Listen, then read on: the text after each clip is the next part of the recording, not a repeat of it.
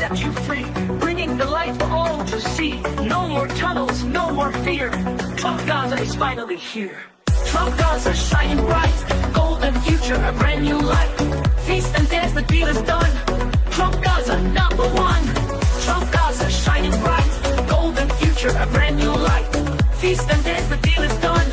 Trump Gaza #1. All right, goddamn. My name is Ben Burgis, and this is Give Them an Argument. I am joined, as always, by our super producer, Jake Appett, and our very talented graphic designer, J. Andrew World. A little bit later, I'm going to be speaking to philosophy professor and Micro-Digressions podcast host Spencer Case to talk about our disagreements about Palestine and Zionism and related issues. And we have Djene Bajalan standing by for the postgame for GTAA patrons. What you just saw is a video that the President of the United States posted on his Truth Social account. He didn't make it. He didn't even do the AI prompt. Some rando did. But he sure posted it. Man, that's hilarious how I said I wanted to ethnically cleanse every survivor left in Gaza and permanently exile them from their country and turn the whole country into, a whole territory into a resort. I'm so wacky. Yeah, I at the last second added the disclaimer for folks because I was so disgusted. I mean, it's especially coming on the, I was in the West Bank, but on the news, today's news about how one of the directors of No Other Land was beaten and abducted by a group of settlers who, the other director said that he thinks they basically lynched him, and then the army abducted him. So yeah, on a day like today, also with the resumption of violence after the ceasefire, it's just so grotesque to see something like that. Not controversial statement here, probably. Find it very fascinating, though, that there are women with beards in that video. And yeah, I couldn't tell what that was. And just I think AI gets confused, and Trump was just enjoying the vibe so much he didn't care. Yeah. Also, when you make those AI videos, just feed the prompt and let her rip. Right? Don't know. There's no do-overs. That's not. It's against the rules, right? I mean, the fantasy. It's like all of these crazy extravagant things, and then just like Elon Musk eating like hummus by himself and then back. I just have Tom Hanks' voice in my head now going, "There's no do-overs in AI." Yeah. Like much of Trump's stuff, it's pretty funny until you kind of remember what he's actually saying or implying. Yeah, I mean, very funny in a bizarre, surreal way, and also objectively horrifying is kind of the Trump deal. And of course, while he is floating, expelling every single Gazan, and his buddy Netanyahu is ramping up the genocide again after the kind of brief pause that the Israelis gave him more or less as a housewarming gift, to start out the Trump 2.0 administration. He's also been cracking down on dissent in this country. The last article I wrote for Jacobin was about that. It's called Free Speech Means Free Mahmoud Khalil. And so is the last article that I wrote for MSNBC. Trump is bragging about ICE arresting a legal immigrant for, quote, bad, unquote, speech. And that's what the last opening argument was about on the last episode of the show 2 weeks ago. We had to miss last week.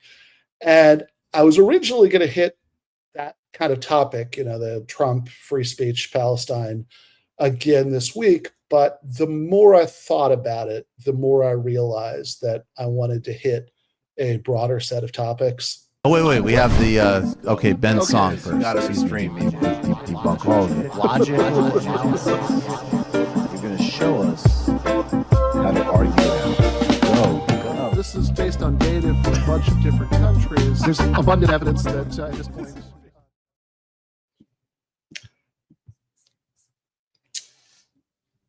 So over the course of the last 10 years, there has been this raging debate on the left about fascism and how that concept might or might not apply to what's going on with the Trump phenomenon. And certainly related to that, now there's this broader question of how dangerously authoritarian the Trump 2.0 administration has been. And I want to kind of get into both of those topics over the course of this and also try to tie it together. So in other words, I want to get into the question of Trump-style authoritarianism, what, if anything, the difference is between that and fascism, and maybe most importantly, why anybody should care, right? Is this just a debate about semantics? Does it actually matter in any way? So the Global Labor University is a degree program for labor scholars. It's based in Germany, but a lot of trade unionists from different countries around the world end up going to it. And after I wrote this article last year during the election for the Global Labor column, which is affiliated, the Global Labor University people invited me to give a lecture on the rise of authoritarianism in uncertain times for GLU alumni. And if you want to read the whole thing, it was reprinted at Everyday Analysis under the title Trump, not fascist, but dangerously authoritarian. I think we have that graphic also. And I think the reason they invited me was because of a couple of things that I'd written, about these topics during, one of them was during the election, and the other was kind of just after the election last year. And what I said in the GLU talk obviously overlaps a lot with what I wrote in those two places, but it's also different because obviously I've kept thinking about it as the facts on the ground have changed and the kind of degree of authoritarianism from the Trump administration keeps on metastasizing in genuinely wild ways. As I hope is obvious as I kind of go through this, this is stuff I'm not claiming to have all the answers about. I'm very much still trying to figure it all out. Especially because, what I'm going to say here is going to be mostly taken from that GLU talk. I don't have time to say everything that I said there. Again, go check out the whole transcript at Everyday Analysis if you want to get the whole thing. And also I'm trying to incorporate some of what's gone on since that talk, since honestly some of the worst horrors of Trump 2.0 have actually gone down since late February, not that long ago, which is when I gave the original talk, right? Mahmoud Khalil hadn't happened. Trump ignoring court orders to turn back, planes of deportees he'd accused without any sort of judicial process of being gang members, at least one of whom we know pretty much 100% for sure is not, to life in prison, nightmarish prison in a third country. That hadn't happened yet, but a lot had. And I think it's maybe good to take a deep breath here and think about not just what's gone on in the last couple of months, but what's gone on in the last 10 years since Trump came down that escalator to announce his first candidacy with a demented speech about Mexican rapists. To be honest, some part of me still has a hard time believing or understanding the extent to which American politics has realigned itself around the personality of this strange, spiteful, childlike person who was, it's sometimes hard to remember, a reality television host before he was ever a politician, but here we are. And in that last decade, a lot of the debate about Trump on the left, and particularly on the intellectual left, has been about whether he counts as a fascist. So I want to start by saying a few things about the substance of that debate before we get to kind of the broader issues and again, what, if anything, the political stakes are of all this. Whenever you see anybody claiming that example X is an instance of broader phenomenon Y, a pretty obvious place to start the discussion is by asking what people mean by Y, right? So we can then see if X actually fits the definition that they have in mind. And when it comes to fascism, even very smart people often struggle when asked to define the term. I often hear phrases like ultra-nationalism, for example, but I rarely see much clarity on what's supposed to make some nationalisms but not others ultra. In World War I, for example, when anti-German hysteria in the United States reached such a fever pitch that German books were systematically removed from libraries, was that an example of regular American nationalism or this special ultra-nationalism? How about World War II, when we went so far as to round up American citizens of Japanese descent and put them in internment camps for the duration of the war? Are European soccer hooligans who go around randomly assaulting people on the street for being suspected fans of the opposing national team ultra-nationalists, even if when they go home, the hooligans vote for mainstream parties or don't vote instead of voting for parties of the far right? These are all examples of nationalism making people extremely cruel and stupid, certainly, but that's what nationalism does. Analysts who focus on rhetorical similarities between Trumpism and classical European fascism like to throw around phrases like nostalgia for an imagined past and visions of national greatness. And it's true enough that these were central rhetorical tropes of the followers of Mussolini, Hitler, and Franco. But these have also been rhetorical staples of any number of conservative and reactionary movements, both long before and long after classical European fascism. See, for example, Ronald Reagan's campaigns for president in 1980 and 1984, which were, by the way, the source from which Donald Trump and Steve Bannon lifted that phrase, "Make America Great Again," for Trump's first campaign in 2016. It seems to me that all we really learn from the fact that various kinds of right-wingers, including but not limited to fascists, go to these same rhetorical wells is just kind of the uninterestingly obvious fact that fascism is a phenomenon of the right. Classical Marxist analyses of fascism focused not on how fascists talks, but on what they did. In his brilliant writings on the rise of fascism in Germany, for example, Leon Trotsky emphasized that the unique feature of fascism, as opposed to other kinds of right-wing authoritarianisms, is that fascism starts as a grassroots mass movement that battles socialists and communists and busts up labor unions and bloody street fighting. When fascist movements achieve state power, they overthrow parliamentary democracy, ban unions and opposition parties, and supplement or even partially replace the traditional repressive machinery of the state with their own forces. Think brown shirts, black shirts, etc. Nothing like that has come remotely close to happening in the Trump era in the United States. Right-wing paramilitary groups like the Proud Boys and the Oath Keepers are microscopically tiny. They're beset with federal informants, and they have no capacity whatsoever to physically terrorize their enemies. Compared to serious right-wing paramilitaries in a country like Brazil, groups that control territory like drug gangs and sometimes assassinate left-wing politicians like Marielle Franco, armed rightist groups in the United States feel more like live-action role players.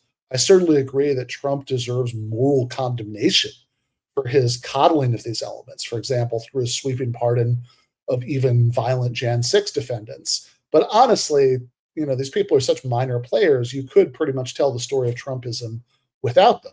And going back to the Brazil analogy, even when Bolsonaro was president, it didn't seem to me that fascism had actually been imposed in Brazil, even if the raw materials for it were far more developed than they've been in the United States. Bolsonaro, after all, was deposed not by some equivalent of the Red Army marching on Berlin or Italian partisans hanging Mussolini, but because a free press exposed his wrongdoing. He lost a democratic election, and an independent judiciary held him accountable once he was out of office. On the other side of the divide between Trotskyists and Stalinists, the Comintern's main theorist of fascism was Georgy Dimitrov, who defined fascism as the open terrorist dictatorship of the most reactionary, most chauvinist, most imperialist elements of finance capital. While Trotsky's definition has been a bigger influence on my own thinking about fascism over the years, you might prefer Dimitrov's definition, if only because it casts a wider net by emphasizing what fascists do with state power rather than how they achieved it in the first place, like Trotsky does. Pinochet's Chile, for example, probably wouldn't count in the Trotsky definition, but it might well count according to Dimitrov, and perhaps it should. Certainly, if what we were facing under Trump was anything like what happened under Pinochet, the academic debate about whether it counted as fascism would be completely beside the point. Whatever you make of that issue, though, Trump is certainly very far from fulfilling Dimitrov's description, at least when you remember what sort of example he had in mind when he formulated it, right? Where his spectrum of most ended in Mussolini's Italy, Hitler's Germany, etc. Whatever Trump's very real and disturbing authoritarian tendencies or his acts of extreme performative cruelty toward migrants and refugees, he's just not going to ban the Democratic Party and start filling concentration camps with dissidents. Something Trotsky emphasizes, and I don't think Dimitrov would disagree, is that capital only tends to throw its weight behind actual full-on fascism when its back is up against the wall. Honestly, empowering a Hitler or a Mussolini is pretty destabilizing. There's a reason parliamentary democracy is the state form which advanced and reasonably prosperous capitalist societies tend to gravitate to over time.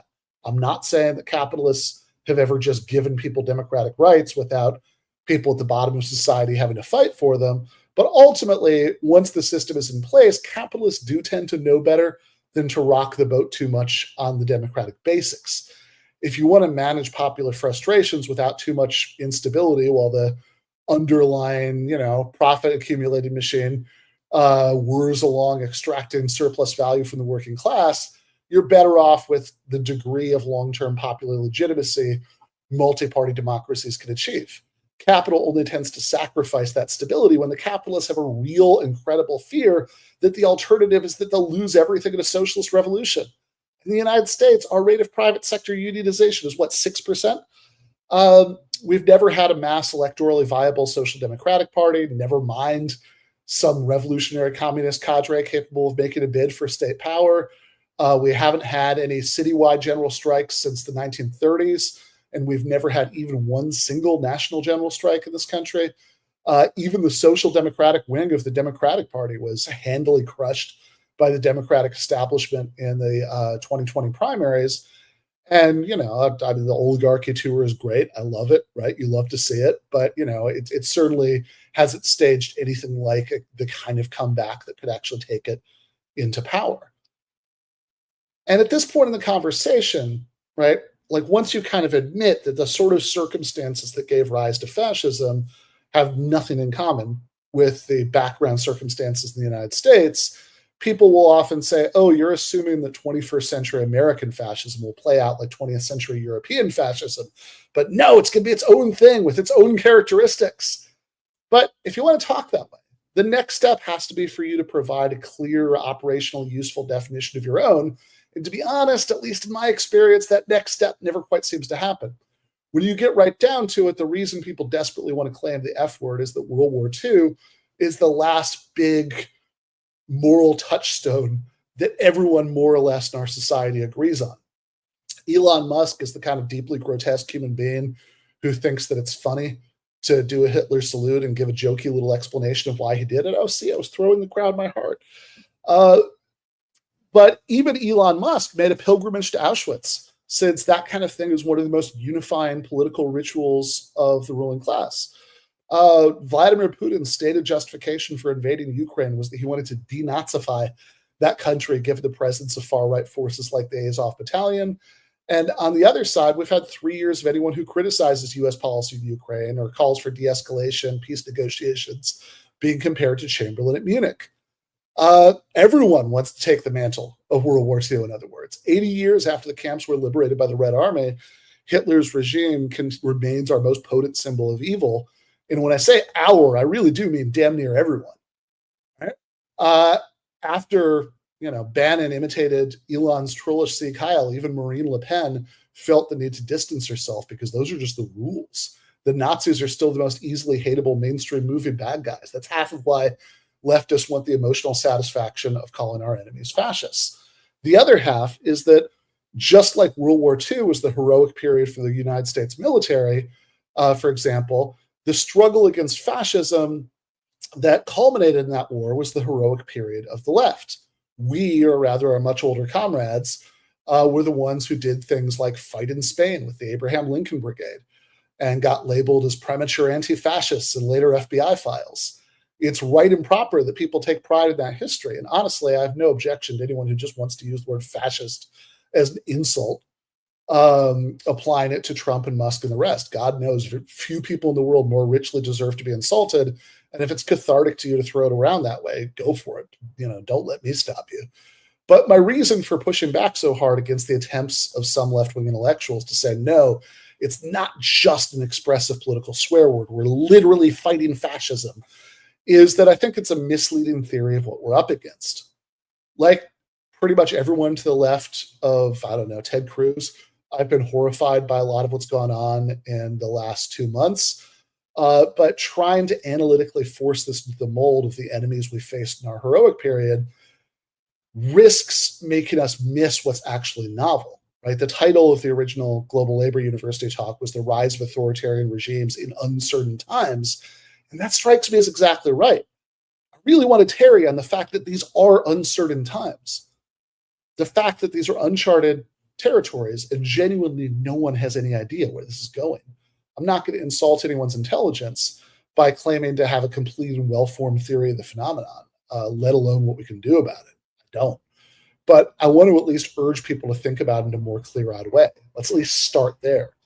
Something my friend and occasional co-author Danny Bessner emphasizes in his work on this, and I think it really is worth emphasizing, is that these rising right-wing authoritarian movements around the world are a symptom of the deep failures of standard liberal governance. Consensus politics has been running on fumes for a very long time, dining out on accomplishments like defeating fascism and instituting modern welfare states that happened before the vast majority of people alive now were even born.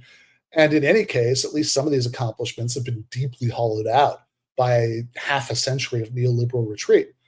In the United States, the secondary domestic heroic period of liberalism was the civil rights movement. And there are at least rough equivalents in some other countries around the world.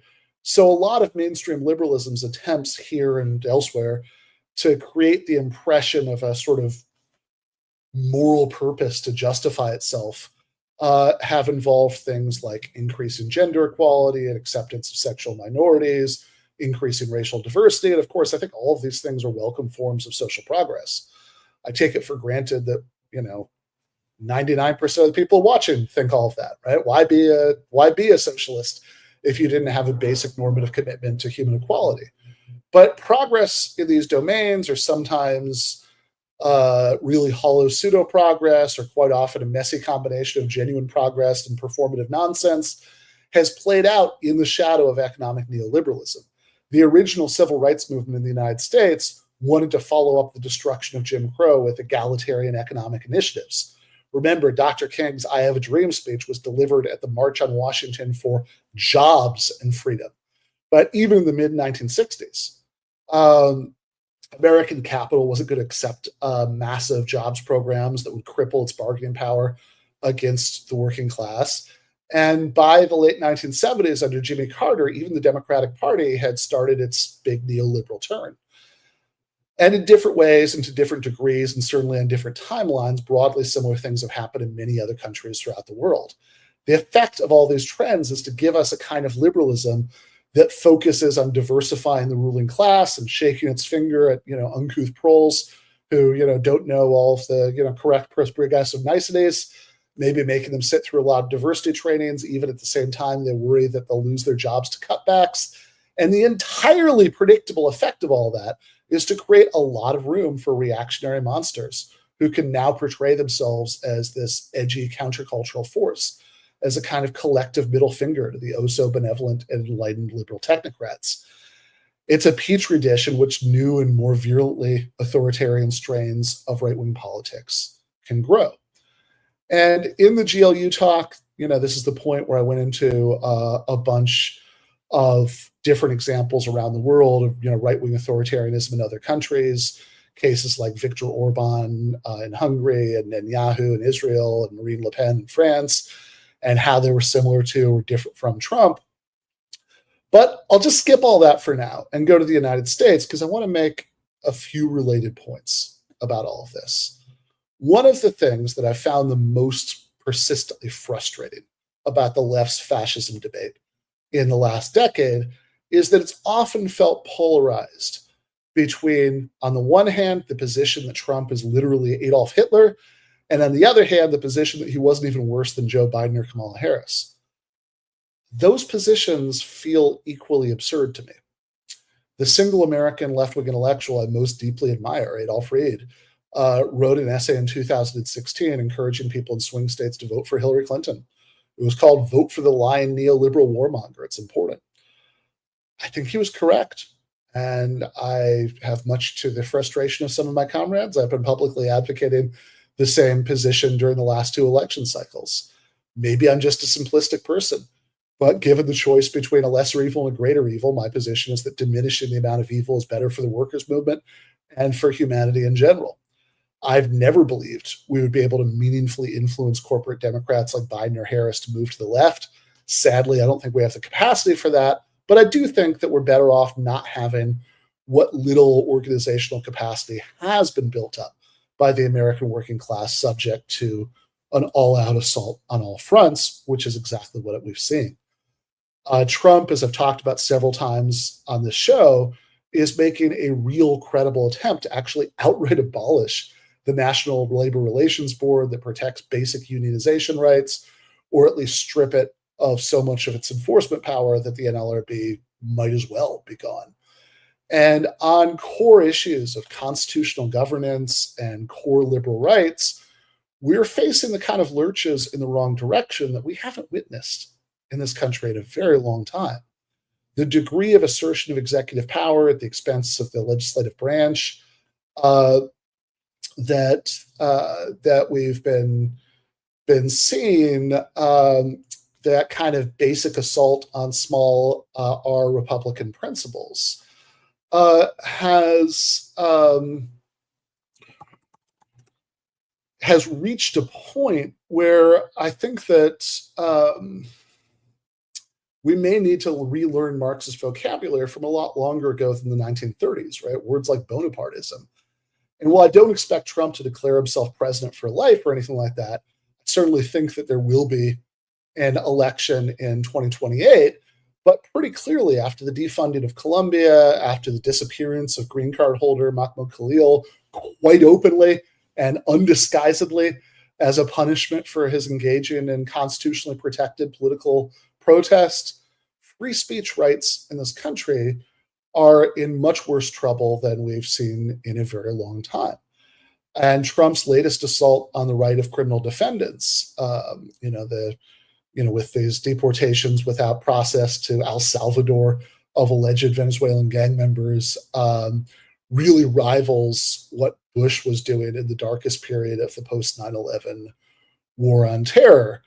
And, look, on the one hand, I think that the differences between this and fascism are very obvious, right? I mean, when a Mussolini or Hitler took over their country, they were consolidating their control over the United States, and there's a sense in which you could say that about Trump and Musk. But of course, when you zoom into the details, one was building out state capacity, and the other is closer to stripping it for its copper wiring while everything falls apart like some sort of bizarre self-inflicted version of post-Soviet shock therapy. But yeah, the authoritarianism, the assault on free speech, the assault on the right of criminal defendants, these things are all very real and very, very disturbing. But I think if we're going to think seriously about the particular horrors we're facing, it's a good idea to expand our repertoire of historical analogies. Not because whatever happens is going to be simply a reenactment of anything that's already happened, right? Trump is no more the reincarnation of Woodrow Wilson than he is the reincarnation of Adolf Hitler. He's something new, right? But because remembering the sheer variety of horrible things that have happened at various points in our history can help us orient ourselves as we think about ways to fight the more recent grotesqueries emerging not only in this country, but all around the world as the socially progressive strain of neoliberalism loses its grip on any kind of popular legitimacy. So let's talk seriously about that. The first Red Scare happened under Woodrow Wilson, the same president who did what Trump has threatened to do and militarily intervened in Mexico. Tons of socialist and communist immigrants were rounded up and deported from the country under the Wilson administration. Eugene V. Debs went to jail under Wilson for giving a fiery speech condemning World War I and calling on the American working class to refuse to participate. Wilson also gave encouragement to the Ku Klux Klan back when that was a far more deadly right-wing paramilitary force than anything that we face right now. Another historical analogy, I've suggested some of what I've written about this, the article for Damage Magazine, where, after the election, that, I'd also brought up the Wilson analogy that was in the title. But another analogy that I also brought up in that same article was the beginning of the Cold War under Harry Truman and Dwight D. Eisenhower. Both were very far from being Nazis. Truman was the president who oversaw the final defeat of the Nazis in his first month in office, and Eisenhower was the Supreme Allied commander who carried it out. But they instituted much worse forms of repression in many ways than anything that, at least as of this second, it looks like we'll be facing. Again, I really meant what I said about uncertain times. I don't have a crystal ball, and I'm not going to lie to you guys and say I know exactly how bad things could get. Nobody knows exactly how bad things could get.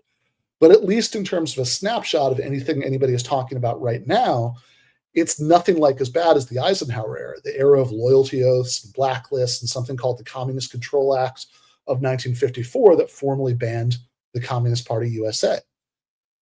And I don't bring any of this up to say, oh, Trump isn't so bad, or, Nigel, if Nigel Farage becomes prime minister of the United Kingdom, that won't be a big deal, or, Marine Le Pen won't be that bad if she takes charge of France. In all honesty, all of it is pretty horrifying. And when and where this makes sense tactically, sorry, guys, I absolutely think that the serious working class left should be willing to make short-term alliances with liberals we hate to stop it from happening, even as we recognize that this stuff is a symptom and the decomposition of liberalism is the disease, and we need to create an alternative to the liberals to have any hope of solving the problem in the long run. Rather, I think pointing to forebears for what we're facing now that are less apocalyptic than classical European fascism can precisely help us to be better fighters against all of this stuff. If real literal fascists on the 1930s model are about to take over your country, or they've already done so, you basically have a couple of options. The first is that you flee the country, and don't tell me you can't afford to, because in situations like this, huge numbers of people will flee with nothing but the clothes on their back and walk hundreds of miles on foot like Syrians did when they were fleeing Assad. The second is that you stay, but you go underground, carefully hiding your politics so you can carry on resistance activities. Even under a fascist regime, those are both decisions that small groups or even individuals can make all on their own. The third, which only works if a massive proportion of your society is willing to take this leap with you, is that you take up arms like the Spanish Republic, which would, of course, involve killing massive numbers of your fellow citizens and seeing a massive number of people on your own side get killed. Then if you lose, you can maybe go into hiding and do the second option, but probably you're really looking at the first option. And if you return, it's going to be after a revolution like Portugal in the 70s, or following the liberation of the country by invading armies like the end of World War II. But that's not how the left responded to Wilson or Eisenhower. I'm not saying no one left, or that there might not even now be people who make a rational decision that leaving is the best option for them. There totally could be. But by and large, that's not what we did in response to those earlier bouts of authoritarian repression. We stayed, we marched and wrote and spoke and organized in defense of civil liberties. We challenged them in the courts. We stuck up for workers' rights in the workplace, and we weathered the storm. We stayed and we lived to fight another day, and that is exactly what we need to do now.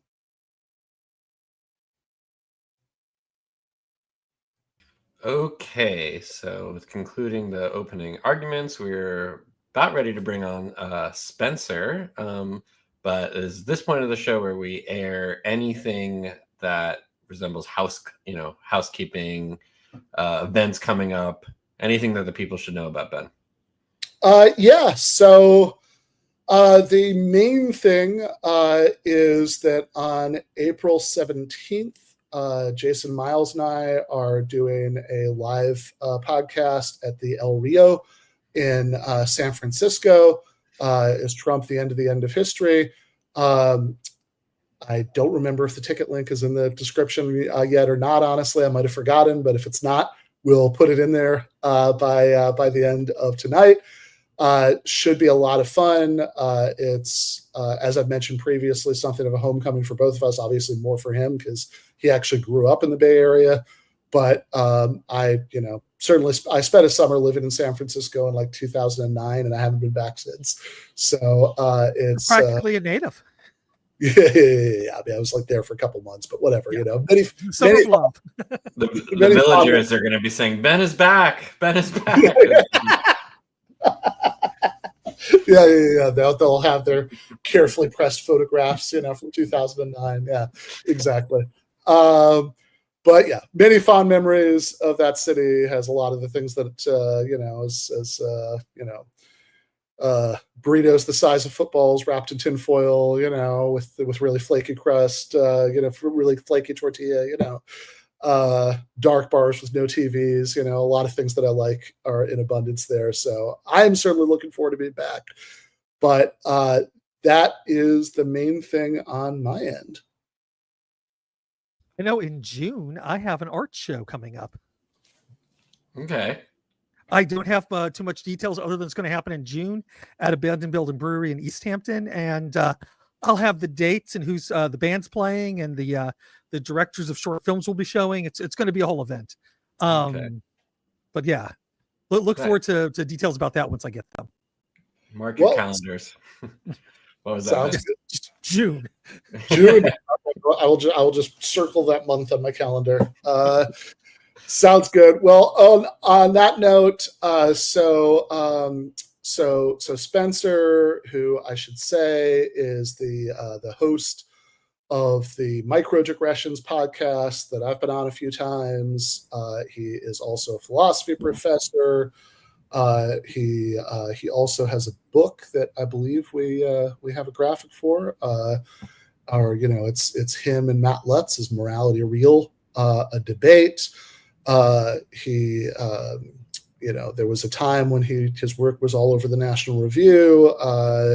There's you know, he's a prolific person, but this is his second time on the on this show, and we are so I think what he indicated that he wanted to do is for our purposes now, you know, for the discussion about Israel-Palestine, to kind of start out with sort of a 10-minute, you know, deal. Is that still what you want to do, Spencer? Yeah, that was the idea. I don't have a good 10-minute statement though. I went through like a dozen of them. They were all crap. So Okay. let's just jump into it. Let's just see what happens. Sure. Okay. I should warn you, I prepared for this by watching a 5-minute Dennis Prager video on YouTube.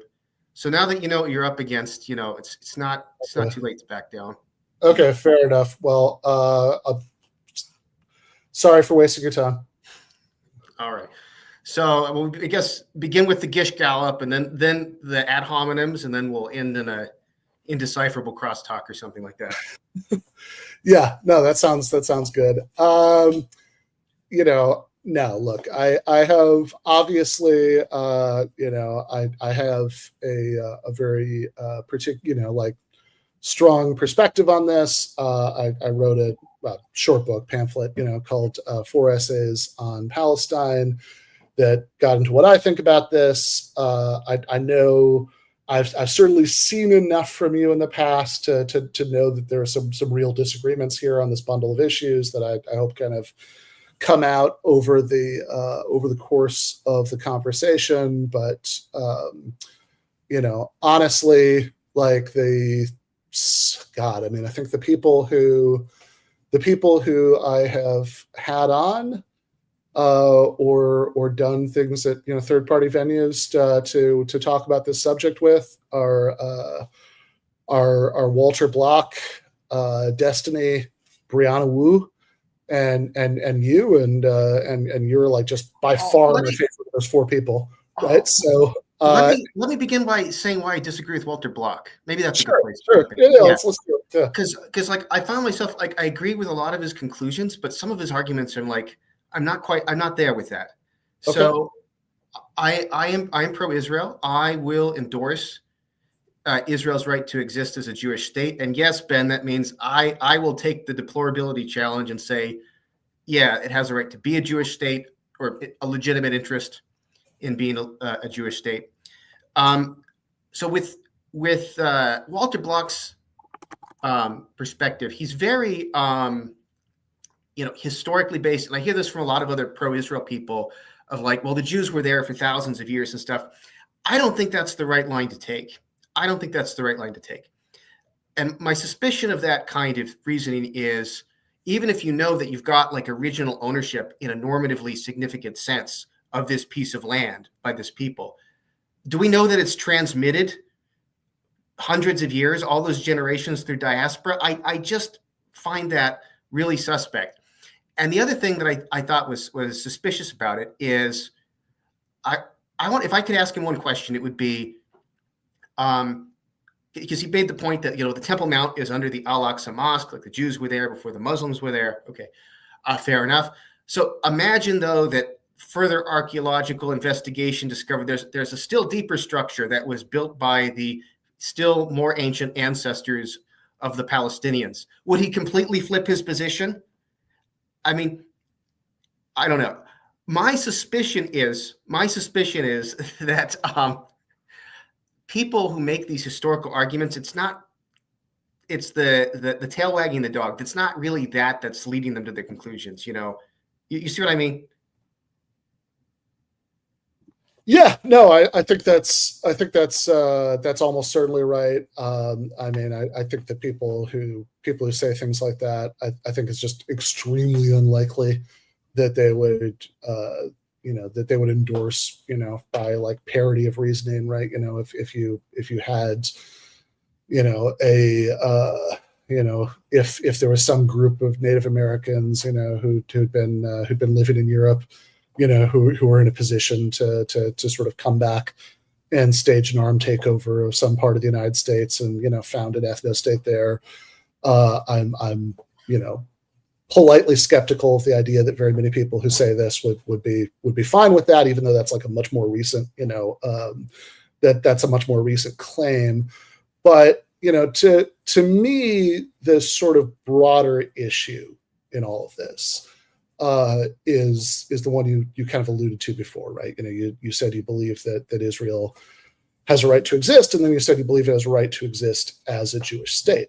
And my feeling has always been, right, that when I hear people throw around this phrase, Israel has a right to exist, it always seems like it's designed to evoke the sort of scenario of that right being taken away through armed conquest, maybe even genocide against Israelis. Like, that's the sort of thing that phrase Israel's right to exist tends to conjure up, right? But then the actual thing that people are using it to say more often than not is much better captured by the fuller phrase that you used, right? Israel's right to exist as a Jewish state, right? That so what they're really saying is that Israel has a right to exist, not just in the sense that it has a right not to be invaded or wiped out, nuclear strike or something, but that it has a right to have its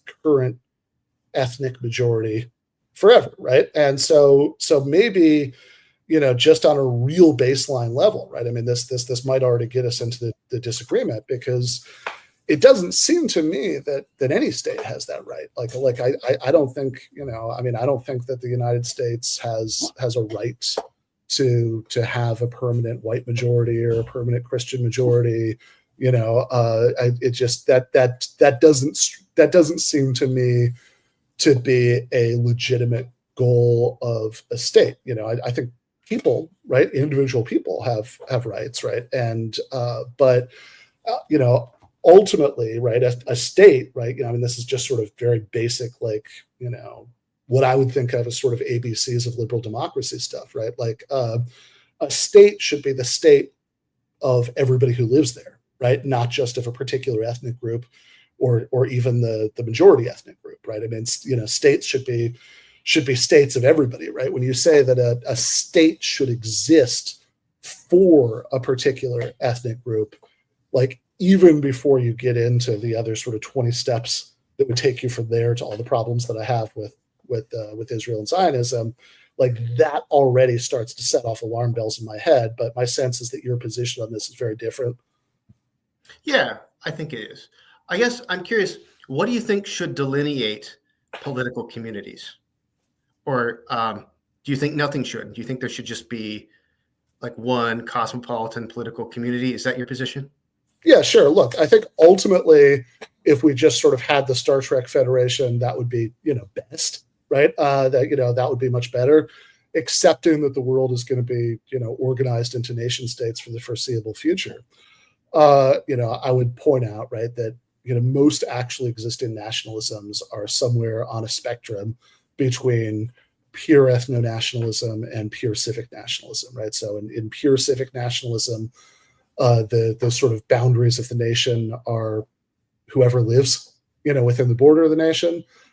In pure ethno-nationalism, the nation is a blood and soil thing. It's constituted by shared ancestry, peoplehood, and and again, there's a spectrum here. I think there are very few like absolutely pure cases one way or the other. I think the United States is actually very close at this point in its history to pure civic nationalism. And to my mind, that's like by far the best thing about the United States. Like if I have, something I've said before that like I think often sounds funny before I elaborate it, right, to people who kind of know what my position is that,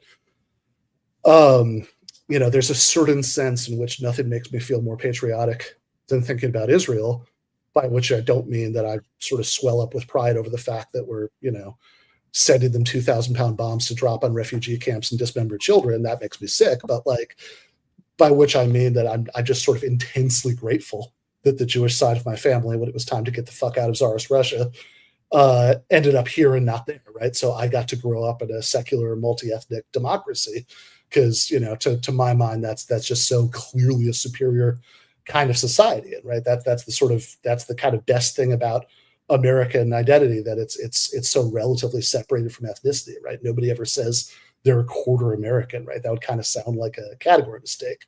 And then I think when you get into places like France, right, that might be like a few notches more towards ethno-nationalism, but still pretty close to the U.S. end of the spectrum, for example.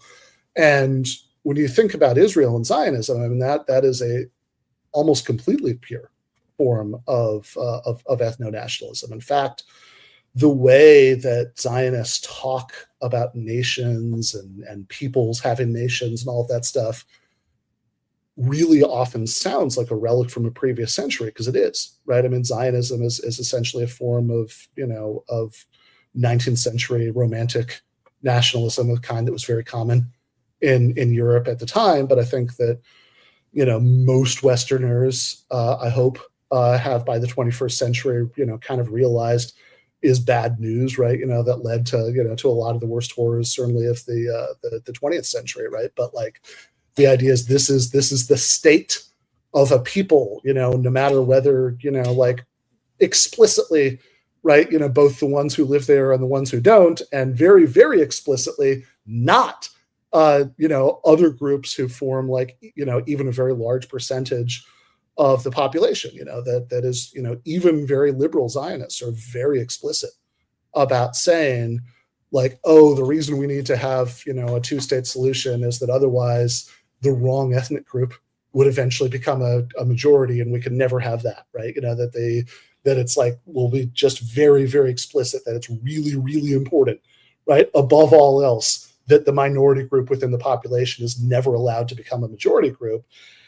And even before you get into what has to happen in order to achieve that in the context of Israel-Palestine, even that goal, right, strikes me as a fundamentally illegitimate goal. So, I mean, I guess one way to just pose this is just say, look, I mean, if somebody told you, right, if one of your fellow Americans told you, oh, I think it's really, really important that, white people be a majority of the United States population forever, that, when we think about how immigration policy works, et cetera, that it's like very important that it conforms to that goal. I mean, would that strike you as fundamentally illegitimate? Not just like, look, I mean, I understand you wouldn't agree with it, right? Like, I wouldn't agree with it. It wouldn't strike me as fundamentally illegitimate in the same way that it strikes you.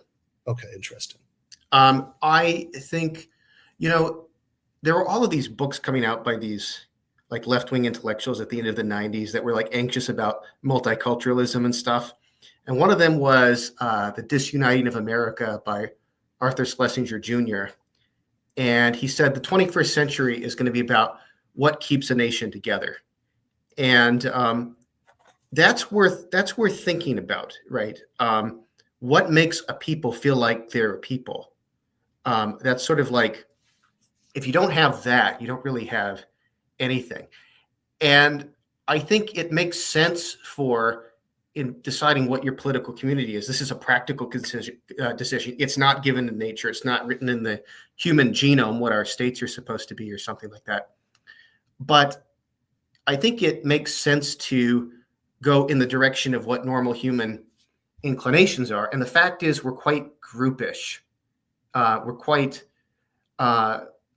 sort of built to be more, to get along and to trust people who are more like us visibly, culturally, in different ways.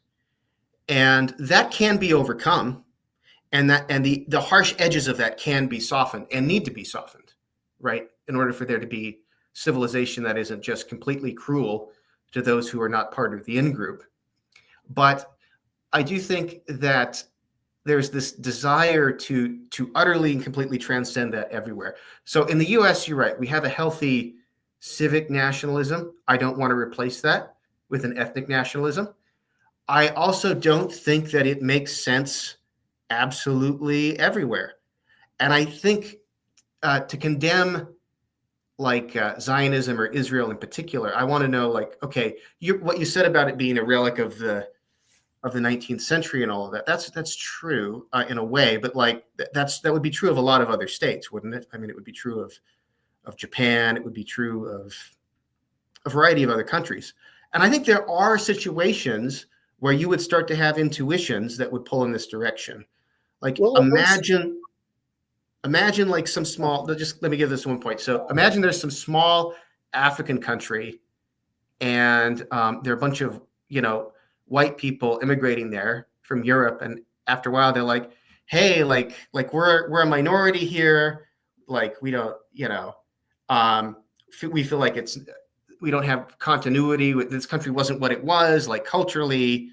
There's some sense of loss here. There's some sort of anxiety of not being a majority in the same place. I think you would have some sympathy with that. And in fact, I think this is the big Palestinian complaint about early Zionism. Early Zionism, before the 48 war, before all of that, they did not wish to be an ethnic minority in the place that they'd lived for a long time. And I think, yeah, I can understand why they would feel that way.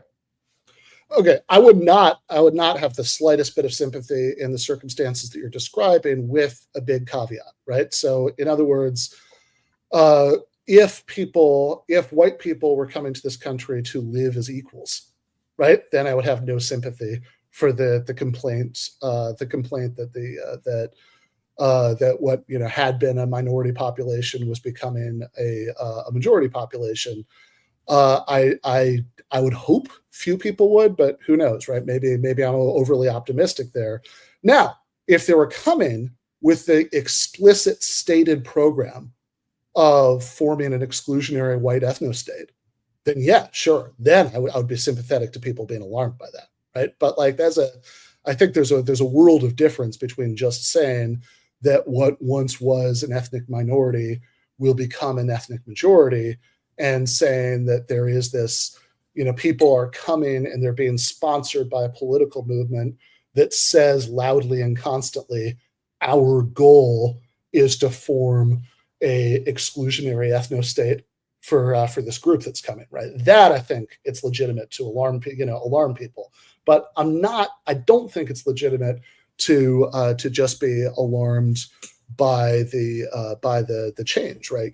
By just the fact that the ethnic composition is changing. I think that is a particularly bad and dangerous notion of political community. And I would also say that, to the extent that you're right, that that there's this sort of inborn tendency towards some level of tribalism, that to forming groups and outgroups, to have those be linked to people who might look like us, who might have similar religious or linguistic markers, etc.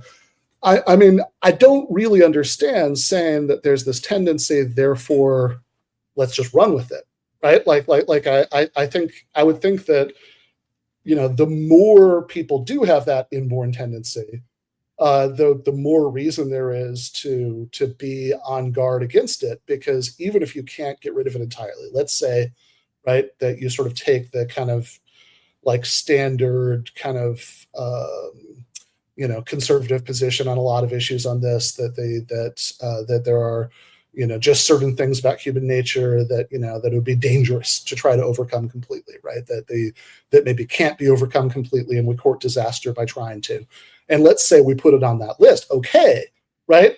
We're not going to make a big utopian effort to overcome it completely, but let's at least not sort of pour fuel on it by saying this is a state that's for this ethnic group, that they have that it's really important that this state have this ethnic majority until the end of time, that it would be a disaster if minority ethnic groups within the state ever became a majority, both because I think that's very wrong in principle, but also because I think that pragmatically, once you start pouring that fuel on it, then I think that those sharp edges that you were talking about earlier, like, start to get really sharp, right? I mean, like once you start sort of saying, like, we're not even going to like stigmatize that kind of feeling, we're not even going to have like the polite pretense that it's not there. We're gonna endorse it from the top of society very explicitly.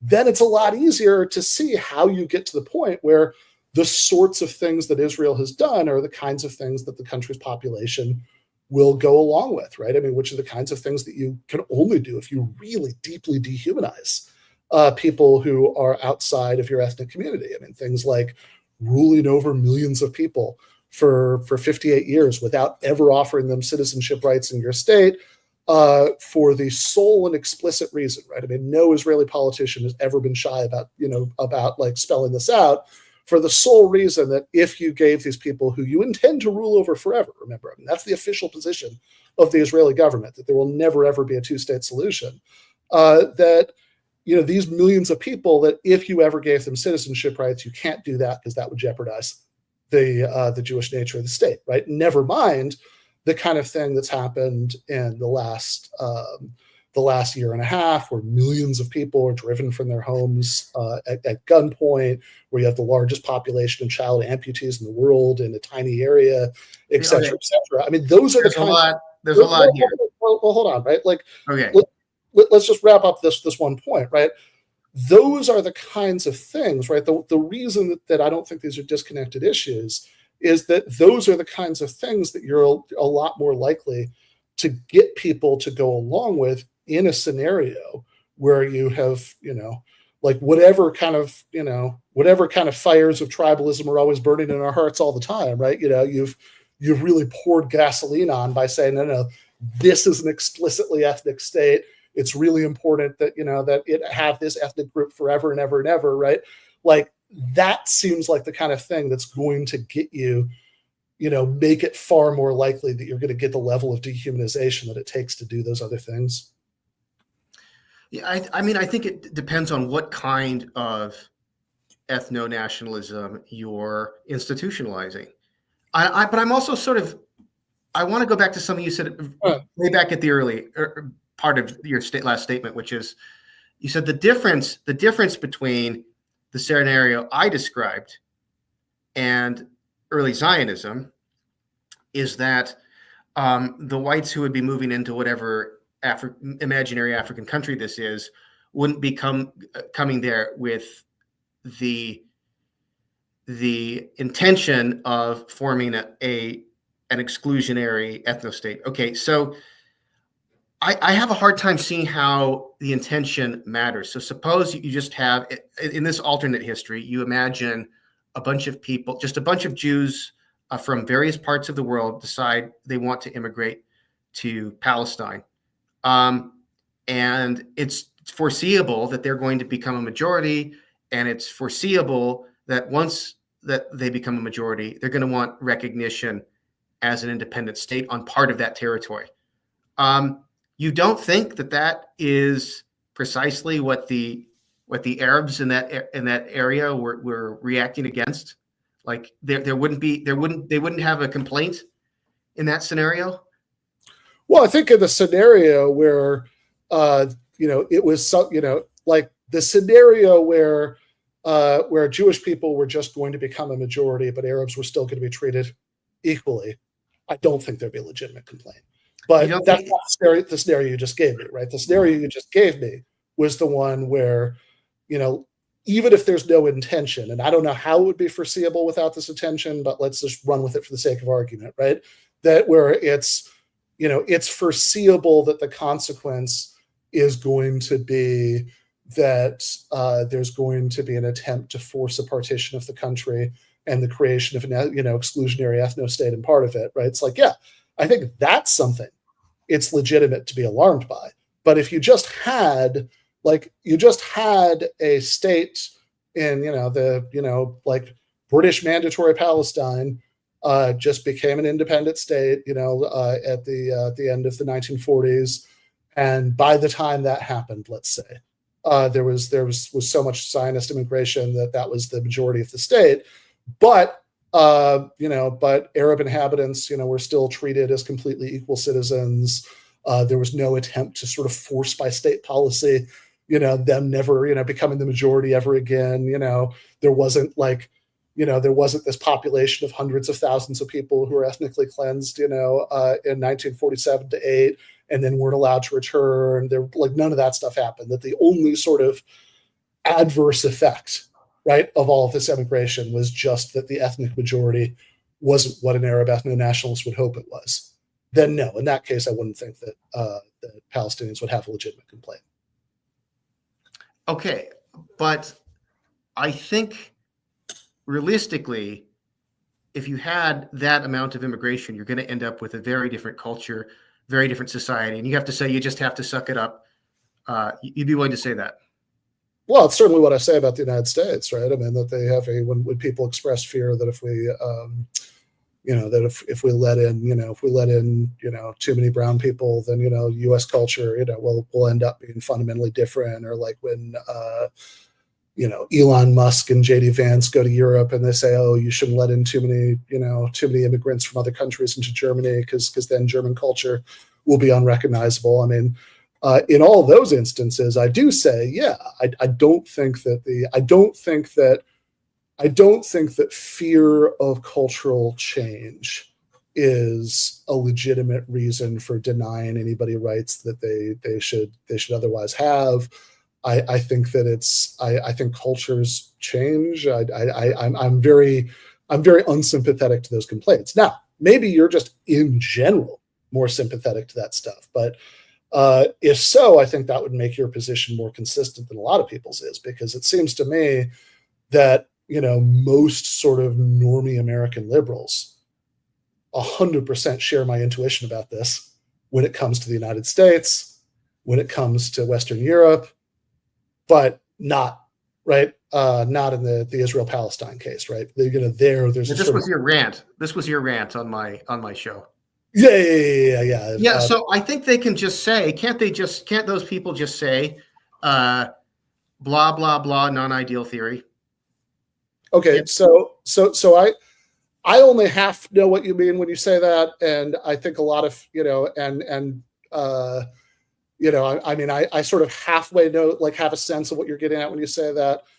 My suspicion is that insofar as this show aspires to reach at least a few people who aren't philosophy graduate students, other people might require more unpacking. So you want to just kind of take a minute on what you mean by that? So I think that somebody who is a general cosmopolitan, but is supportive of Israel retaining its Jewish character, might say, given that the amount of injustices in the world, given the prevalence and extent of anti-Semitism, and that it doesn't seem to be going away anywhere soon, that Jewish people, in order to have protection and a sense of dignity, ought to have their own state. Something like that is what I'm putting. Whereas notice that my defense of Israel retaining its Jewish character is just part of a general, I think countries ought to be able to retain their cultures in the face of immigration and stuff like that. Yeah. Whereas I'm putting on in the mouth of somebody who's more cosmopolitan this other defense that is a special case. Sure. Well, I would just say that looking around the world, that would, I think like even putting aside whether, the truth of the premise would hypothetically, right, be enough to justify that. And maybe it would, maybe it wouldn't. But I mean, I would say my first response would just be that looking around the world, I think the premise is very obviously not true. I mean, like that they have that there is a, not every country, don't get me wrong, right? Certainly not every country, but there is a very broad range of countries in the world where it is much safer to be Jewish than it is in Israel. Like not even close, right? I mean, that the, people in the United States or Canada, Western Europe, right? It's like, yeah, it's not that nobody, ever dies for being Jewish. It's not like hate crimes don't exist. They certainly do. Tree of life, etc. Right. But it is not even a rounding error. I mean, it is a vanishingly, impossibly rare way to die, certainly. Whereas in a state where precisely because you have an exclusionary ethno state that can only be maintained by constant violence, precisely because of that, you have inevitable cycles of communal violence that make it comparatively much more dangerous to be. I mean, the homicide rate in Israel is quite low. Last time I looked at it, and I guess probably the October 7th enough was to.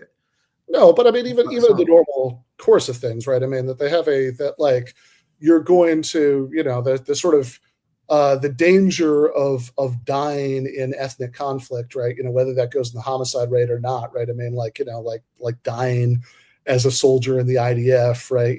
Dying, in a terrorist attack. No, you're right. It is quite low overall. I mean, right? It's not like it's absolutely nothing like the danger of like innocent Palestinian civilians, being blown to bits, by the IDF, right? It's teensy tiny compared to that. But it's still massive compared to the danger of dying in an anti-Jewish hate crime in the United States. I mean, like it's like that that's something that almost never happens. One thing to say here is there have been people who have immigrated to Israel from various parts of Europe for fear that this might not be a stable situation, for fear that, and notice that the situation for Jews in the U.S. did used to be a lot worse. So I think it's fair to say isn't the success of Jewish people in America kind of a response to the idea that this Zionist project was necessary? And maybe in retrospect, you lost me in that last part. Could you redo that last sentence or explain it differently? I've heard the point made that look. Jewish people are doing fine in America. They don't need their own state or whatever, because look, we're doing fine over here. Well, that makes more sense from the perspective of 2020 than in like 1947 or something like that.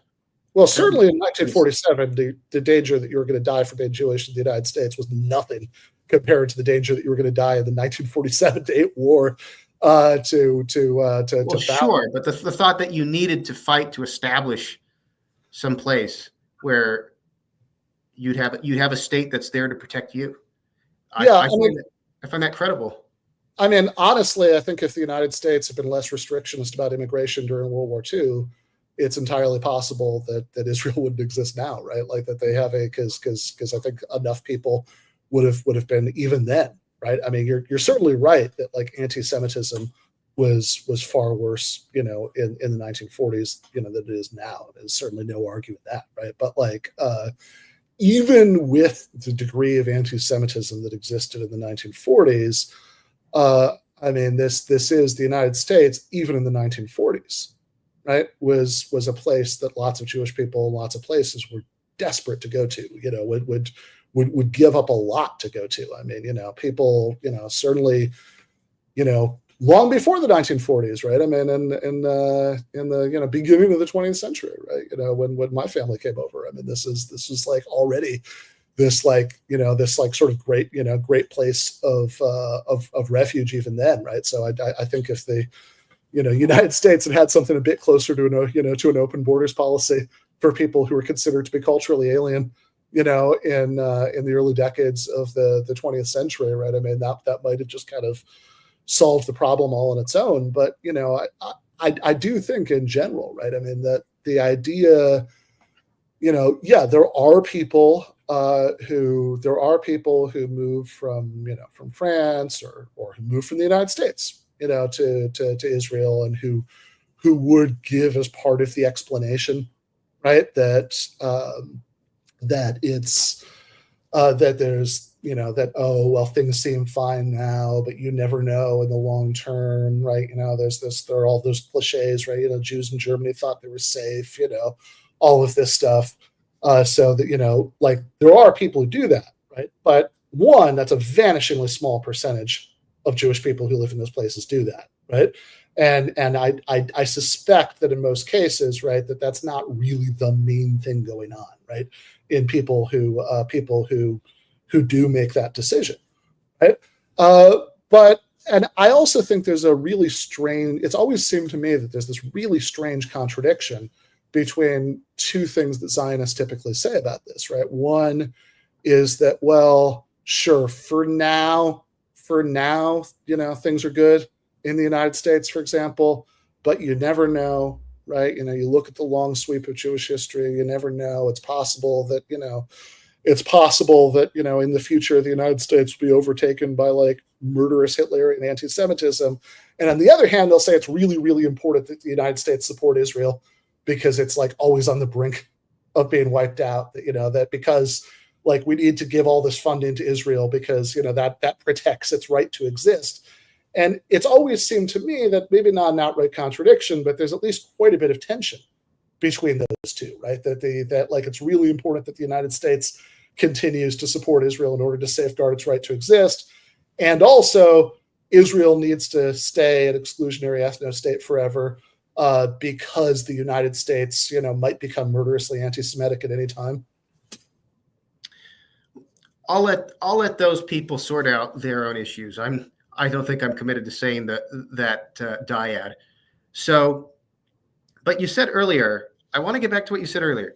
It sounds like you're saying what you were saying was, if there were a plan for people to move to a place and eventually become a majority and change the cultural character of the place and all of that, that could be fine so long as they were willing to treat other people as equals. Yes.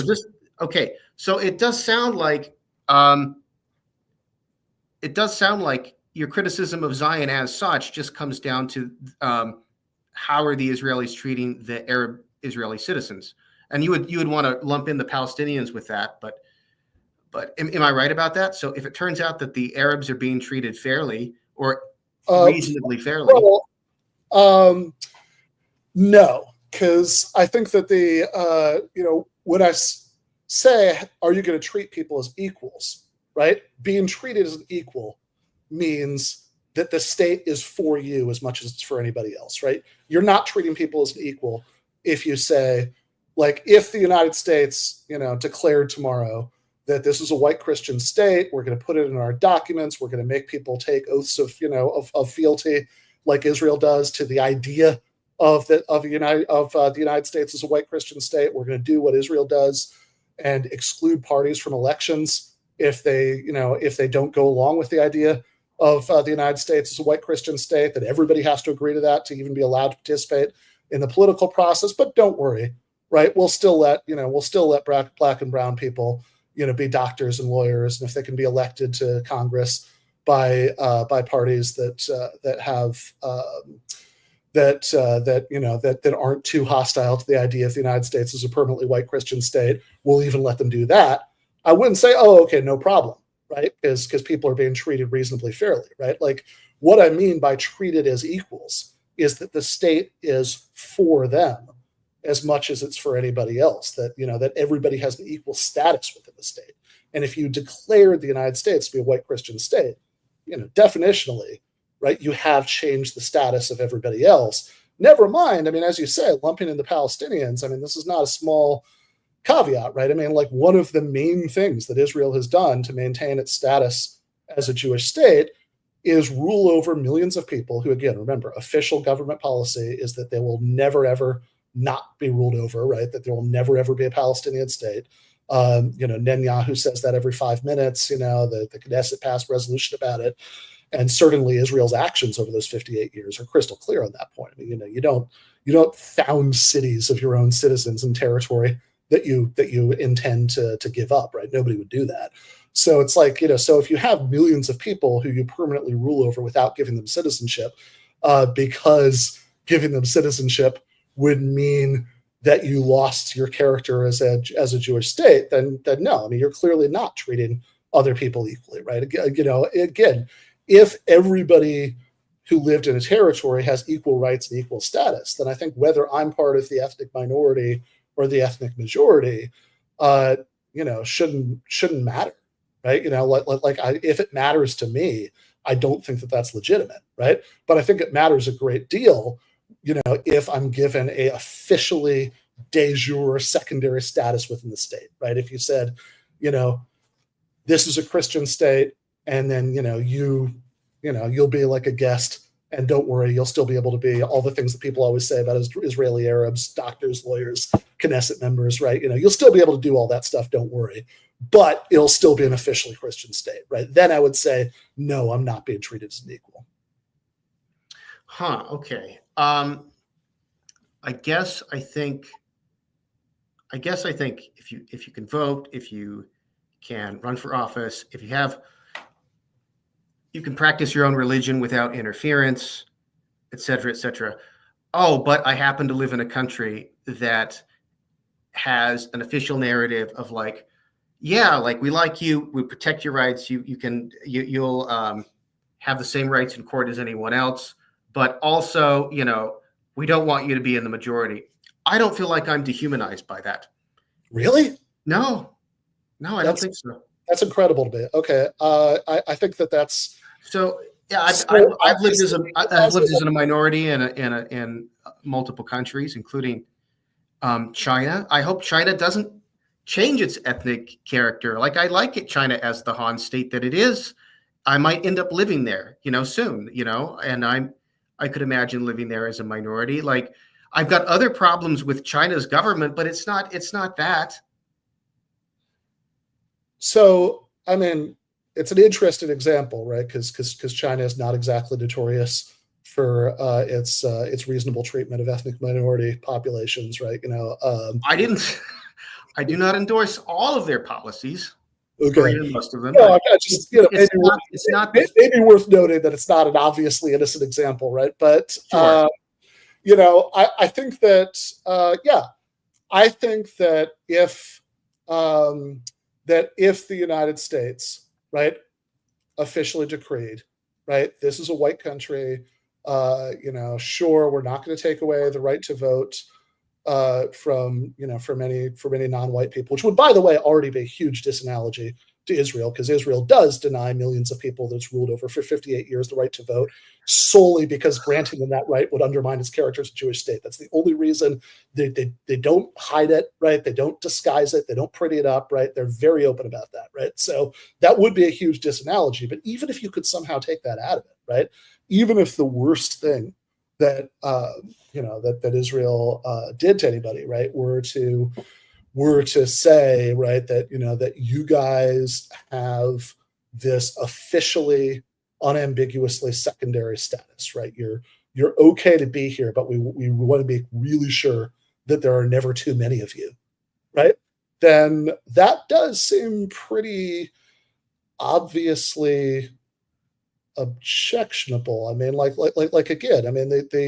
if the United States declared that that it was very important that it be a white country in perpetuity, It put it on all of its national documents. It put some formulation about being a white country. American politicians were constantly fretting openly about what would happen, about what we need to do to prevent there from ever being a non-white, a non-white majority, or there's certain states that we should just maybe split off into a different country to make sure that the United States never has 51% non-white people. I think that most non-white people in the United States would be very bothered by that, and I think they would have a point. Maybe, yeah. My kids are not totally white, so I'm not somebody who's obsessed with whiteness. Imposing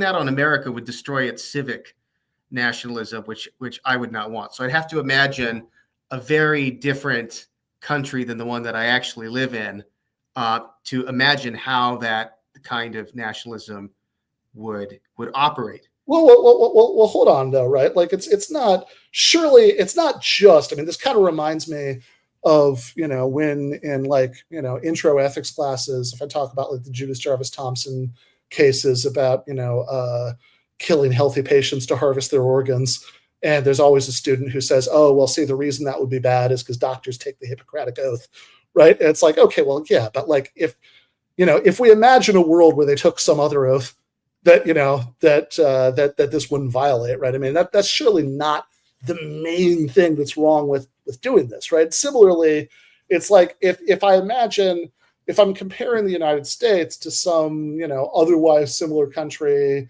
that we just tweak its history enough that it doesn't have a history of civic nationalism, right? It has some totally different history, right? And the end result is we have on the one hand the United States, and we have on the other hand an otherwise similar country that declares itself to be officially, right, to be a white ethno state, right? This is a white country.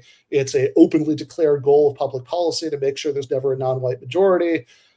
I would think just comparing those two, regardless of how either of them came about, right? I mean, this seems vastly normatively preferable to that. I mean, would you not agree with that?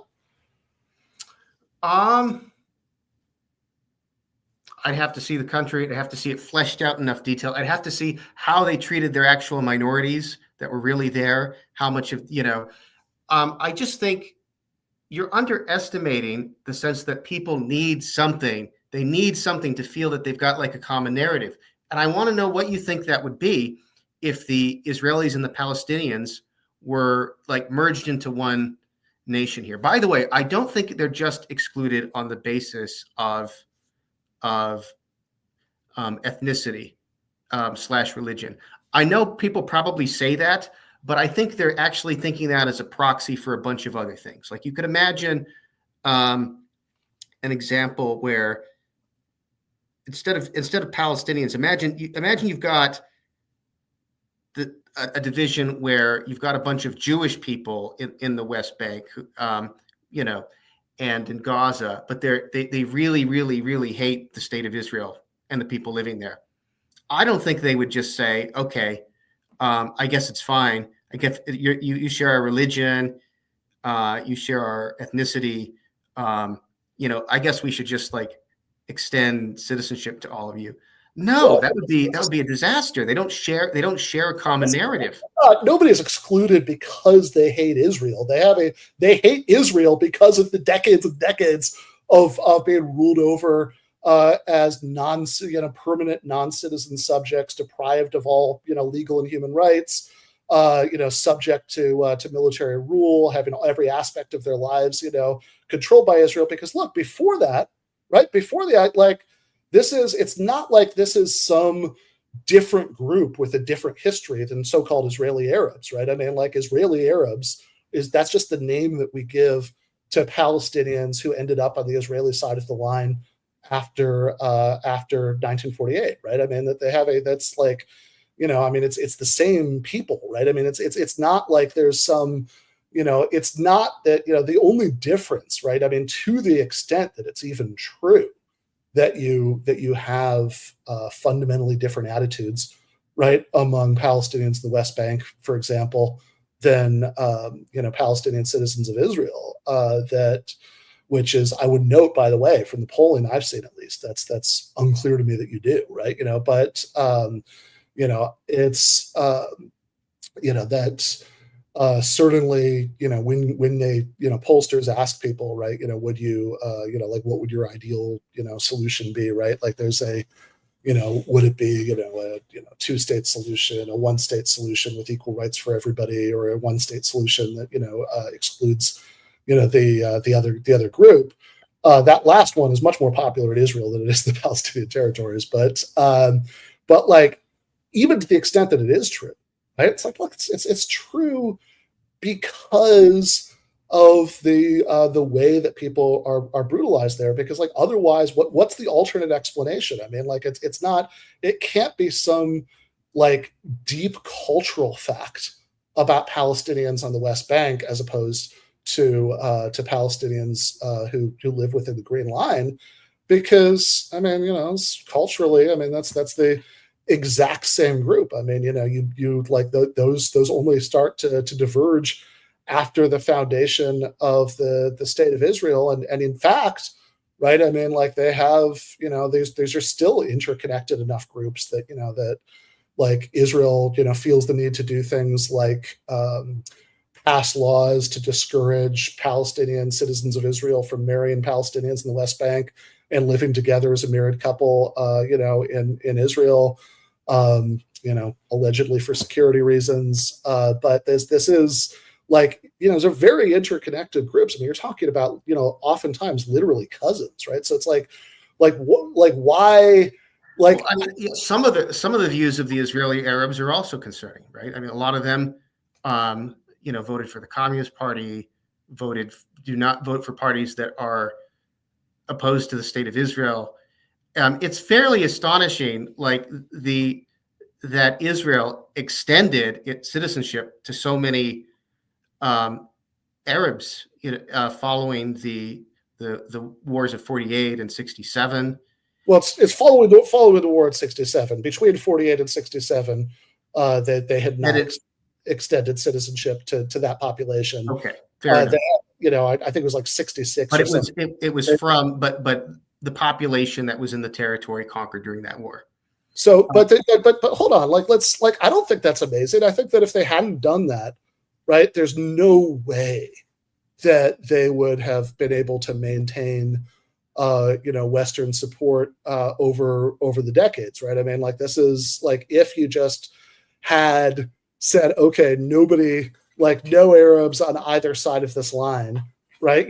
Get citizenship rights, then there's just there's no rhetorical tap dancing around the fact that this is a form of apartheid, right? I would argue that what exists now is absolutely a form of apartheid, right? But, like, there'd just be no debate about it. There'd just be no denying it if that were the case, right? Like, it just would not be able to have any sort of legitimacy or support in the West. Whereas if you maintain the official pretense that it's like, well, everybody who lives within this line, right, is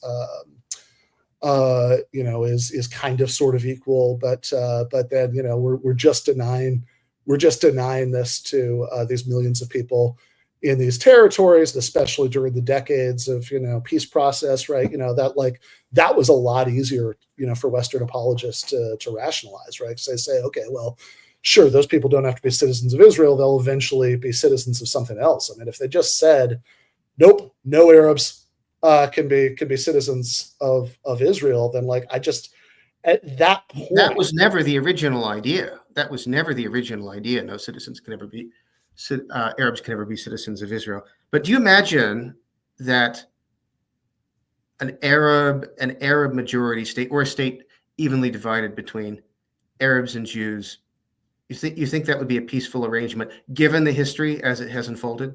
Yeah, I think it would be vastly more peaceful than what exists right now. There's no doubt in my mind about that. I don't understand how you could think that.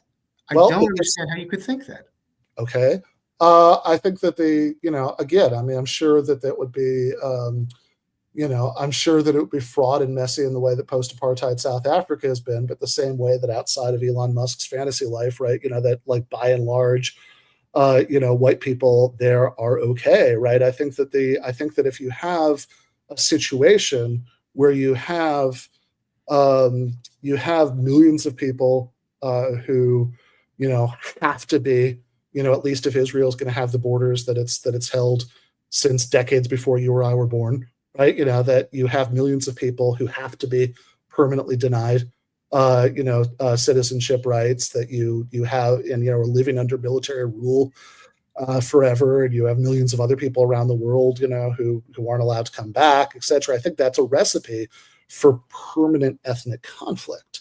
I think that if you have a situation where you have what you would have, by the way, right? If you just did, right, the dreaded one-state solution, you just gave citizenship to everybody who lived within Israel's current borders, right? Which, again, in other contexts, we would just say sounds like a functional definition of democracy. Everybody within your borders is a citizen. But if you just did that, right, and you stopped preventing refugees from coming back, then you would have approximately equal numbers of Arab and Jewish citizens. And honestly, if you want a recipe for a country that has as little oppression as possible of either of the two groups, right, then, the fact that, Judaism would be the plurality religion within the state, right, because enough Palestinians are Christians, that, that this is, that it would be impossible to have like a stable parliamentary majority, without support from the other ethnic community. I mean, if you wanted, there's no guarantee, of course, but yeah, if you wanted a recipe for, for something with vastly less oppression of either group, I don't think you could ask for better than approximately equal numbers of both. Okay. Can you think of any country that has been, where you've got two groups of people that have been in a quasi state of war for 70 years and just merging and everything's fine? Do we is South Africa your best example of something close to that?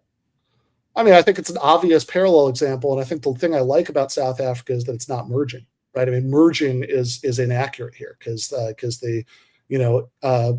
merging suggests that you have two states right now, and then you merge them, right? What you've had is a single state, from the river to the sea since 1967, and the proposition on the table is just giving people equal rights. And so I think when you have a singular state in which a large portion of the population was denied equal rights for not as long, right? It wasn't 70 years, but that's just because apartheid in South Africa collapsed sooner. It actually started about the same time that Israel did in the late 40s. But for several decades, I think South Africa is not a bad example. I think that I think that if it's not clear to me what the other examples are that would be similar enough in their starting conditions for them to be relevant one way or the other here. I mean, the South Africa example is not particularly encouraging. Things turned out as well as they did, in part because you had an extraordinary leader, Nelson Mandela. Like, extraordinary leaders don't grow on trees. You're probably not going to get one of those. But still, things are not great. Things are not super great in South Africa right now. So let's pause on that. Well, but there's certainly a lot better than there. I mean, it is better to be either a black or a white South African. It is not only better to be either a black or a white South African than to be a Palestinian. It's so much better that the two don't even belong in the same conversation, right? So, I mean, I think if we're going to compare better and worse, as messy and awful as many things about South Africa are, I think that is going to be relevant. But I just want to pause on your Nelson Mandela point, right? Because this seems important to me, right? Like, imagine that the ANC had been either defeated or co-opted in some way, right? And so the main force that was engaged in armed struggle against the apartheid government in South Africa was something much less pleasant than the ANC, right? As I'm sure you can easily imagine, right? That they have maybe we're talking about some sort of like really awful group of black nationalist Christian fundamentalists or something, right? Then sure, you'd be much less enthusiastic about that group, right? Than you might have been about the ANC, right? You wouldn't support that group, right, the way you might have supported the ANC. But I think you wouldn't say, okay, let's keep apartheid. I don't know what I'd say. That sounds like a terrible choice, and I would probably try to get out of that situation as quickly as possible. Well, I mean, like let's say as an American, right? Like that they have so you're out of the situation, except perhaps on the question of whether the United States should be sending money and guns and bombs to Johannesburg, right, to help prop up this government, right? Like, I think that the absence of a Nelson Mandela, I mean, we agree this would be a terrible historical tragedy, but I mean, like it sort of it wouldn't remove, I think, the horrifying injustice of South African apartheid. No. Let's see.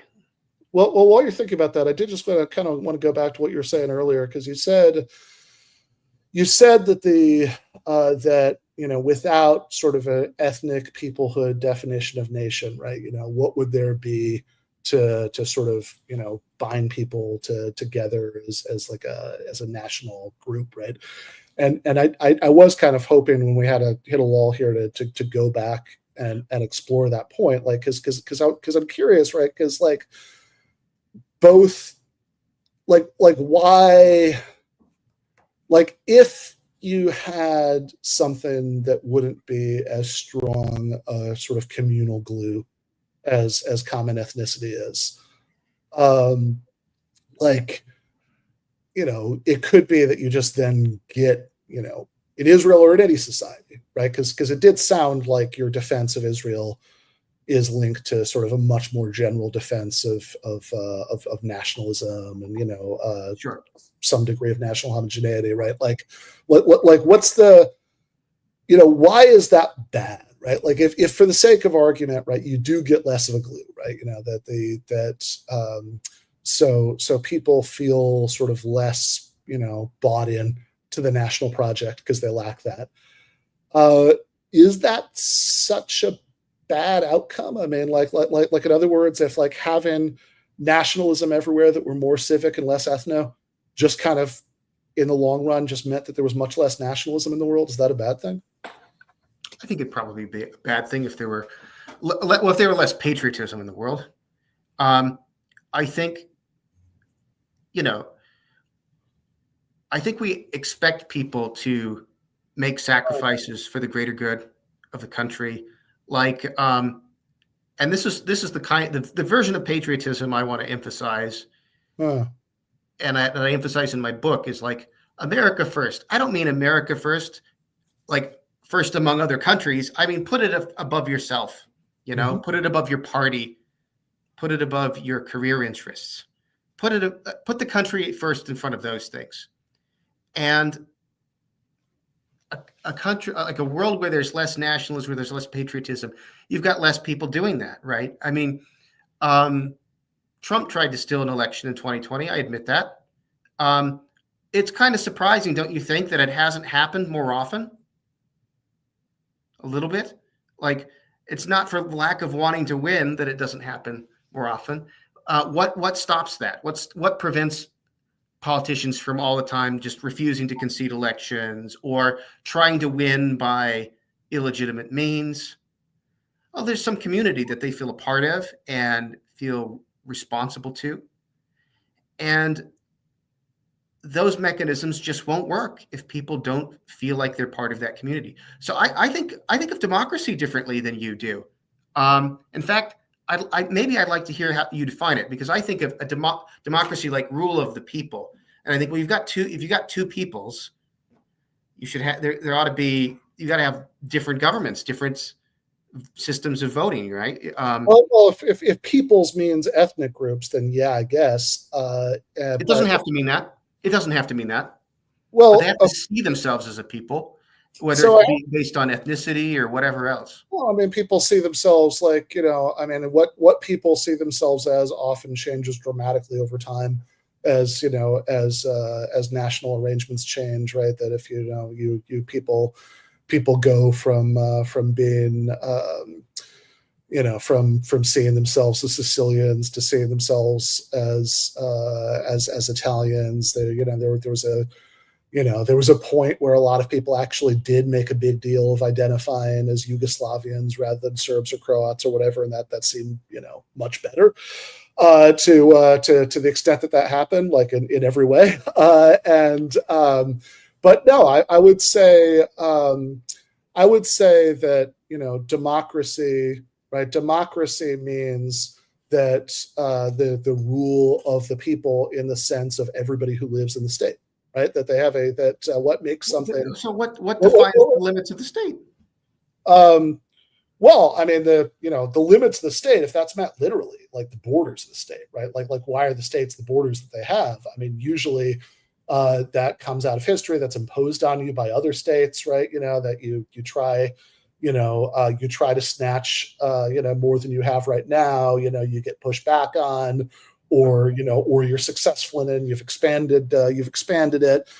Usually, it's hopelessly arbitrary and historically contingent and weird, right? The fact that there is a part of the United States that that borders on Russia and isn't anywhere near the rest of the United States, and then there's like part of the United States that's like this tropical thing on the other side of the world, right, is incredibly strange, right? But I mean, that's just kind of the contingent result of history. But I think however the borders get to be the way that it is, whether that's because, you're some small European nation after World War I or World War II, and, people more powerful than you drew weird borders, or because of the success of some nationalist movement, or because of whatever, right? Like, I think that, what makes something a democracy is that everybody within those borders has equal control over the state, right? I mean, democracy, right, means that the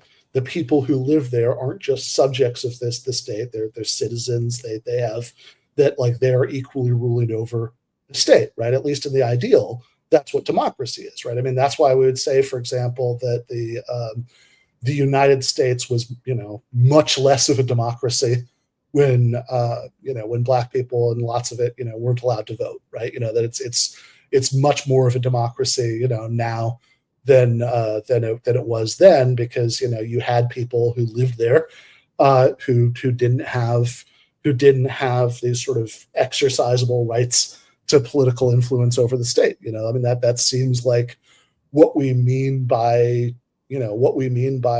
democracy. I mean, I don't like whether or not that they sort of all of the people in that state, right, are in some sense or another, right,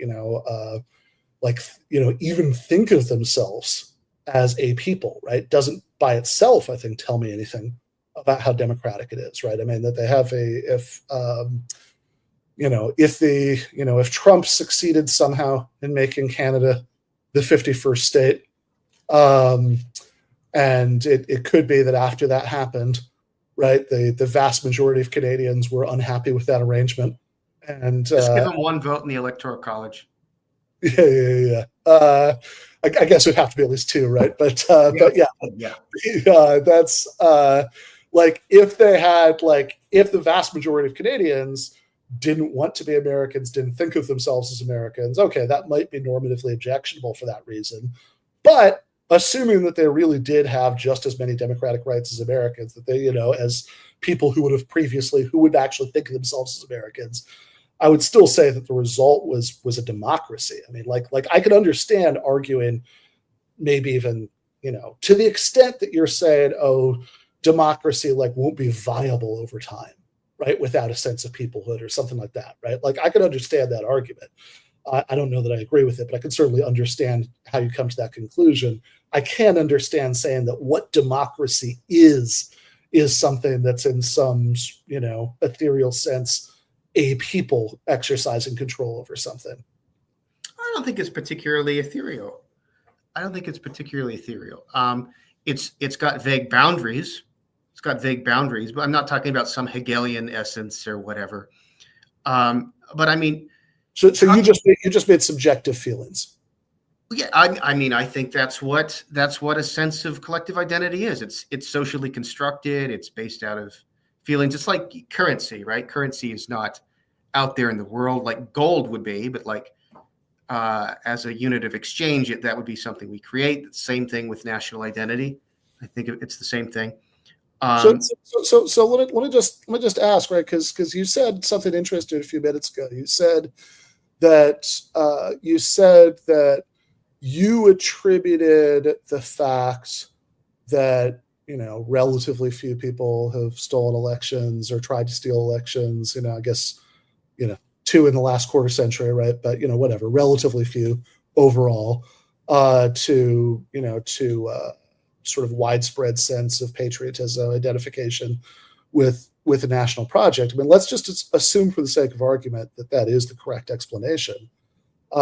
If that's true, and it's true in the United States, a country where nationality has been extraordinarily pried apart from ethnicity, I mean, isn't that sort of hopeful in terms of like the prospects for the stuff about patriotism that you value, not relying on ethnic peoplehood? To an extent, but I worry that we're stretching that resource kind of thin. I'm an immigration restrictionist. I think there's kind of been too much change too quickly, and I have the worry that we might not be able to sustain that like indefinitely. But it's good that it's telltale now. It's good that it's telltale now. Okay, but I mean, like, is that why? Like, is that like, I don't know. I mean, I think like lots of people believe the 1960 election was stolen by Kennedy. I don't know if that's really true or not, but that's like a widespread, claim. Lots of people, of whom I would include myself, would say the same thing about Bush v. Gore. Then you get go back to the 19th century. You've got like Hayes, right? And then in the 21st century. Oh yeah, Hayes was definitely stolen. Yeah, and then in the 21st century, you've got this sort of very incompetent attempt by Trump in 2020. I mean, it's kind of seems to me, looking over that, I mean, first blush, I mean, maybe you spent more time thinking about this than I have, but I mean, like, first blush, looking over that, it seems like, okay, it's not super common, but I mean, this is something that, every once in a while somebody will take a stab at doing. I mean, do you think that like the most recent instance of it was because of too weak a cultural identity, because we let in too many immigrants? There's some sort of causal relationship. Well, indirectly, I think. Yeah, I mean, I think spell that out. I just think there's a breakdown of norms. People are anxious about like what America is, what the meaning of their American identity is. I think they're more likely to glom on to leaders in a certain way, and the people, I think, but mainly I think it's happened through political polarization. But immigration is one of the issues that has sort of galvanized that. But people are like the rhetoric, the breakdown of norms. People sort of, it's not exactly on ethnic lines, and I'm glad it's not, because then we'd have an even bigger problem on our hands. But it's on political lines. The sense of common identity is breaking down, and people are more likely to break the rules when they think like the other side is an unjust sort of occupier, and like the American side is just our side, the other side is an interloper. That gets into some really dangerous territory. And so I mean, like, certainly if you think about the countries around the world that have that are most authoritarian, and certainly the ones that have done like big democratic backsliding, and like used to be somewhat more democratic, and are now much more authoritarian. These, like it certainly doesn't seem like I mean, maybe this isn't necessary for what you're saying, but it certainly doesn't seem like a common thread is that like they're ones, the less ethnically homogenous countries, they're more likely to do that. I mean, if anything, at least at kind of a casual glance, it seems like that happens more in more ethnically homogenous countries. I mean, that, I don't know, it's like, Viktor Orban's Hungary, that's, any number of like post-Soviet states, Israel for that matter, right? I mean, and I'm not even talking about like, I would argue it's never been much of a democracy, right? I mean, that's our big disagreement, but like, but even in terms of democracy for Jewish Israelis, right? I mean, that they have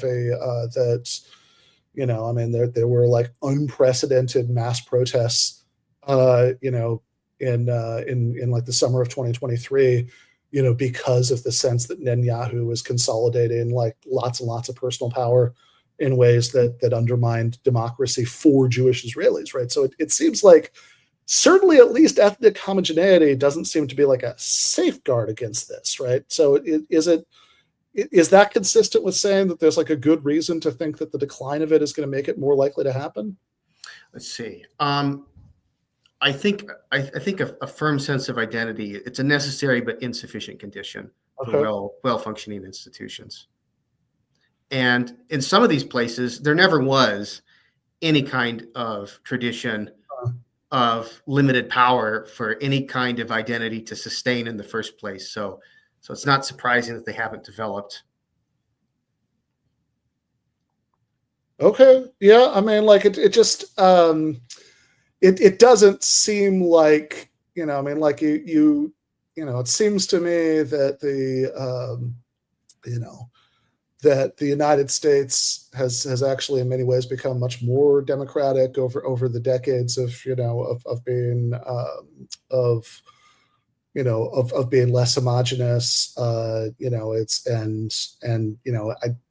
mean, maybe I guess if you think that like if you think that a strong sense of identity is undermined by becoming too ethnically heterogeneous, and that a strong sense of identity is like a necessary but not sufficient condition for like sort of resisting democratic backsliding, then I can like maybe understand how the view is consistent with all of this.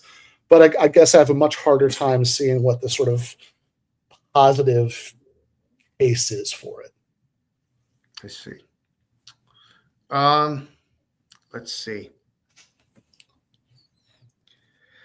I just think I think we underestimate, or at least a lot of political theorists, I think, underestimate the psychological role the state plays for people. And you don't hear a lot. This is something I want to investigate more from a book on patriotism.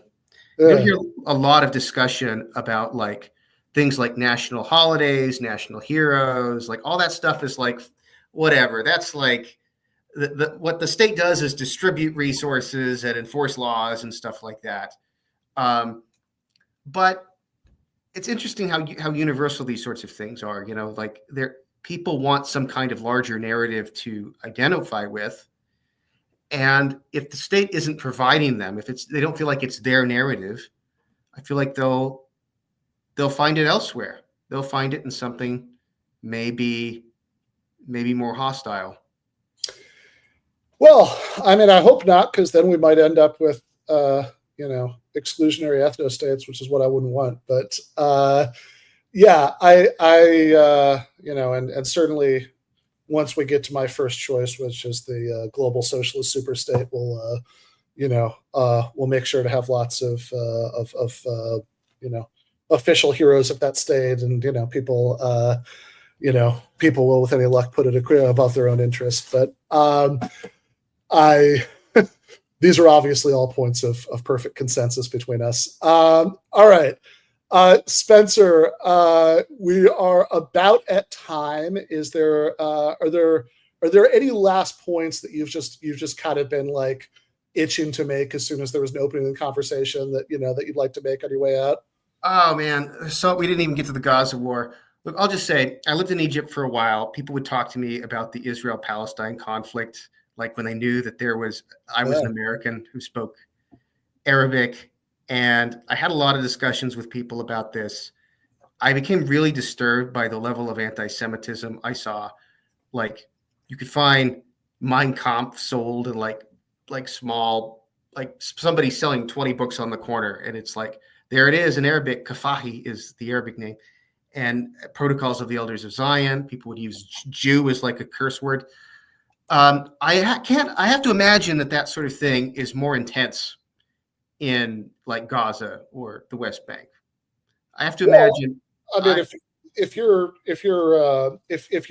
you've been like occupied by somebody for 58 years, then yeah. I mean, I think that I think it does lead to predictable cycles of ethnic hostility. I mean, I would point out that a lot of what you're describing is stuff that's also very, very, very common in Israel, right? Like as far as really extreme anti-Arab sentiment. I mean, I remember just reading that from Ryan Graham at Dropsite News a little over a week ago about an unarmed Israeli Arab who was shot by a Jewish Israeli in the streets in Jerusalem. While a crowd chanted "Death for Arabs," and an Israeli judge let the killer go. Police then picked up the Palestinian man, or sorry, not the killer. He didn't die, right? But he did survive, and he was then picked up by the police and asked why he was out so late.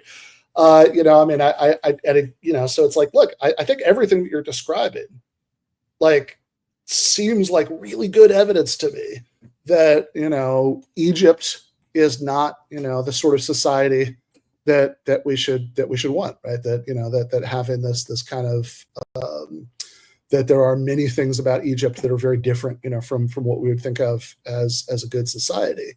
But I guess I'm much more confused about why we should think that Israel, is a good society either. I mean, like it seems like both of these places, like certainly fall very far short of any kind of like cosmopolitan democratic ideal. And that seems like a good reason to criticize both of them. I mean, I think the far right Israelis are going to be a barrier to merging these societies into one in the way you would suggest. They're a problem too. I think that's just a further reason to think that there's not going to be a shared narrative between these groups of people. And just say, okay, you're all citizens of the same state now. I don't think that's going to work out. I am resolutely skeptical of your proposal, but I appreciate the the humane intentions behind it. But my first choice would just be extending democratic rights to everybody who lives within the current already merged state, right? My second, I mean, Palestinian Authority and Hamas don't exist now.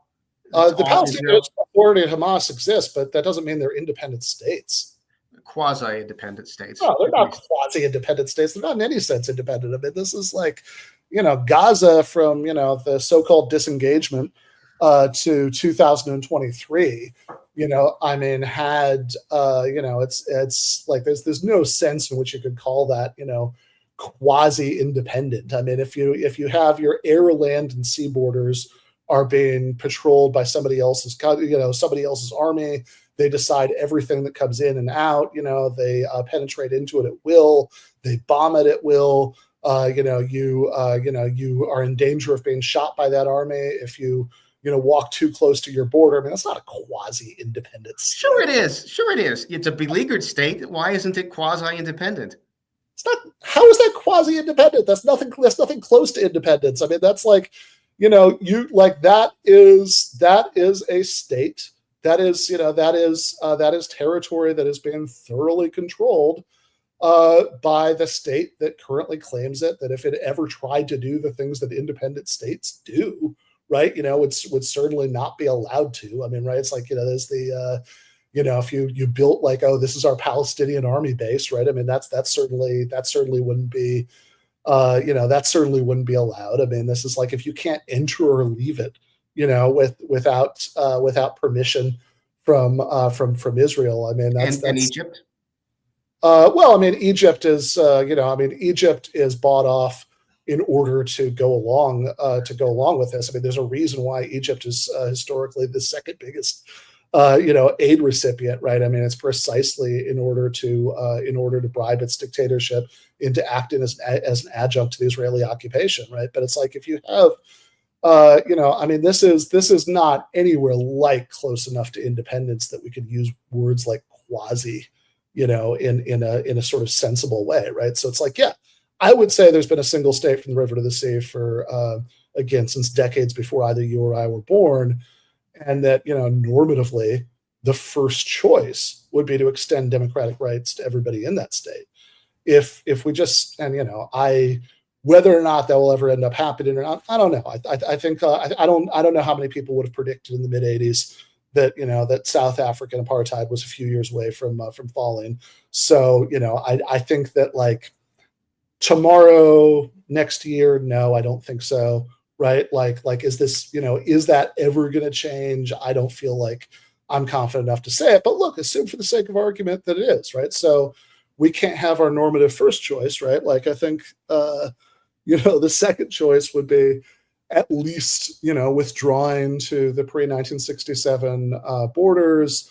So at least in the remaining 22% of mandatory Palestine, you can have like a real two-state solution with a real independent Palestinian state with a Palestinian army and a Palestinian navy and all of that stuff, right? That actually acts like a state, rather than the sort of bad joke that's been historically offered of some, demilitarized Palestinian semi-state that would be pockmarked with Israeli, settlements and Israeli roads, patrolled by Israeli soldiers that, would be, predictably would be routinely bombed, by Israel, because of course it would, right? I mean, that's like, if you had like a real two-state solution of the kind that was never on the table, I don't think that would be as, I think ethnic partition has been a disaster all around the world, from, India to Ireland, that's a, Yugoslavia, right? I think it pretty much always leads to bad things. So I think it'd be a second choice, but it's like, yeah,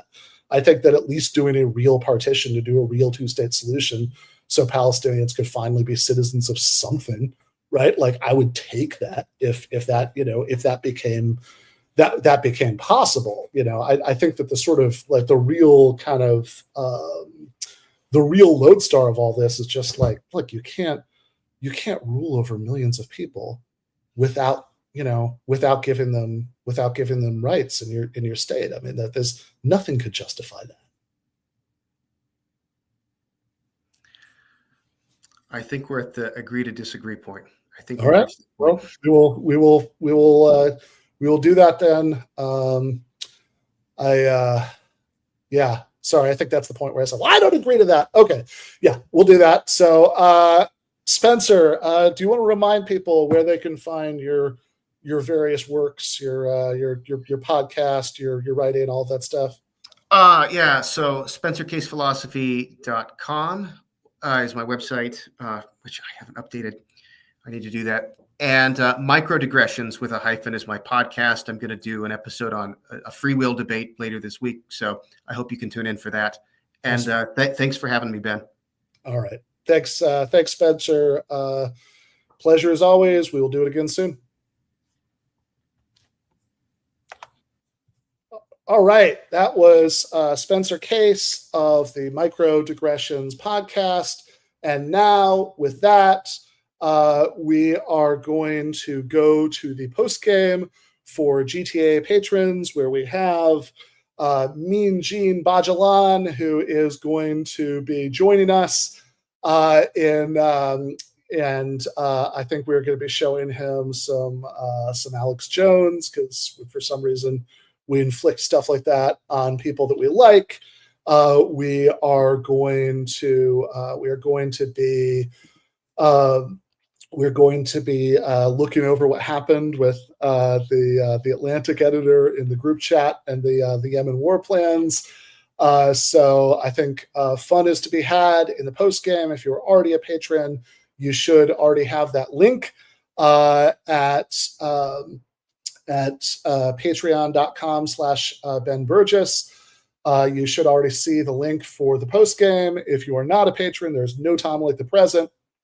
$5 a month, you get access to the patron exclusive post game every week, the Discord server. Sometimes you get early access to stuff. You get, for example, a patron discount for that live show in San Francisco. But, you know, all of these things are just ways of saying thank you. Fundamentally, it's just a way of supporting what we're doing here. If you like it, you want to keep the show going, please do consider doing that. If you are already one of the best humans and you are a GTAA patron, we will see you in just a minute with me and Djene. Left is best.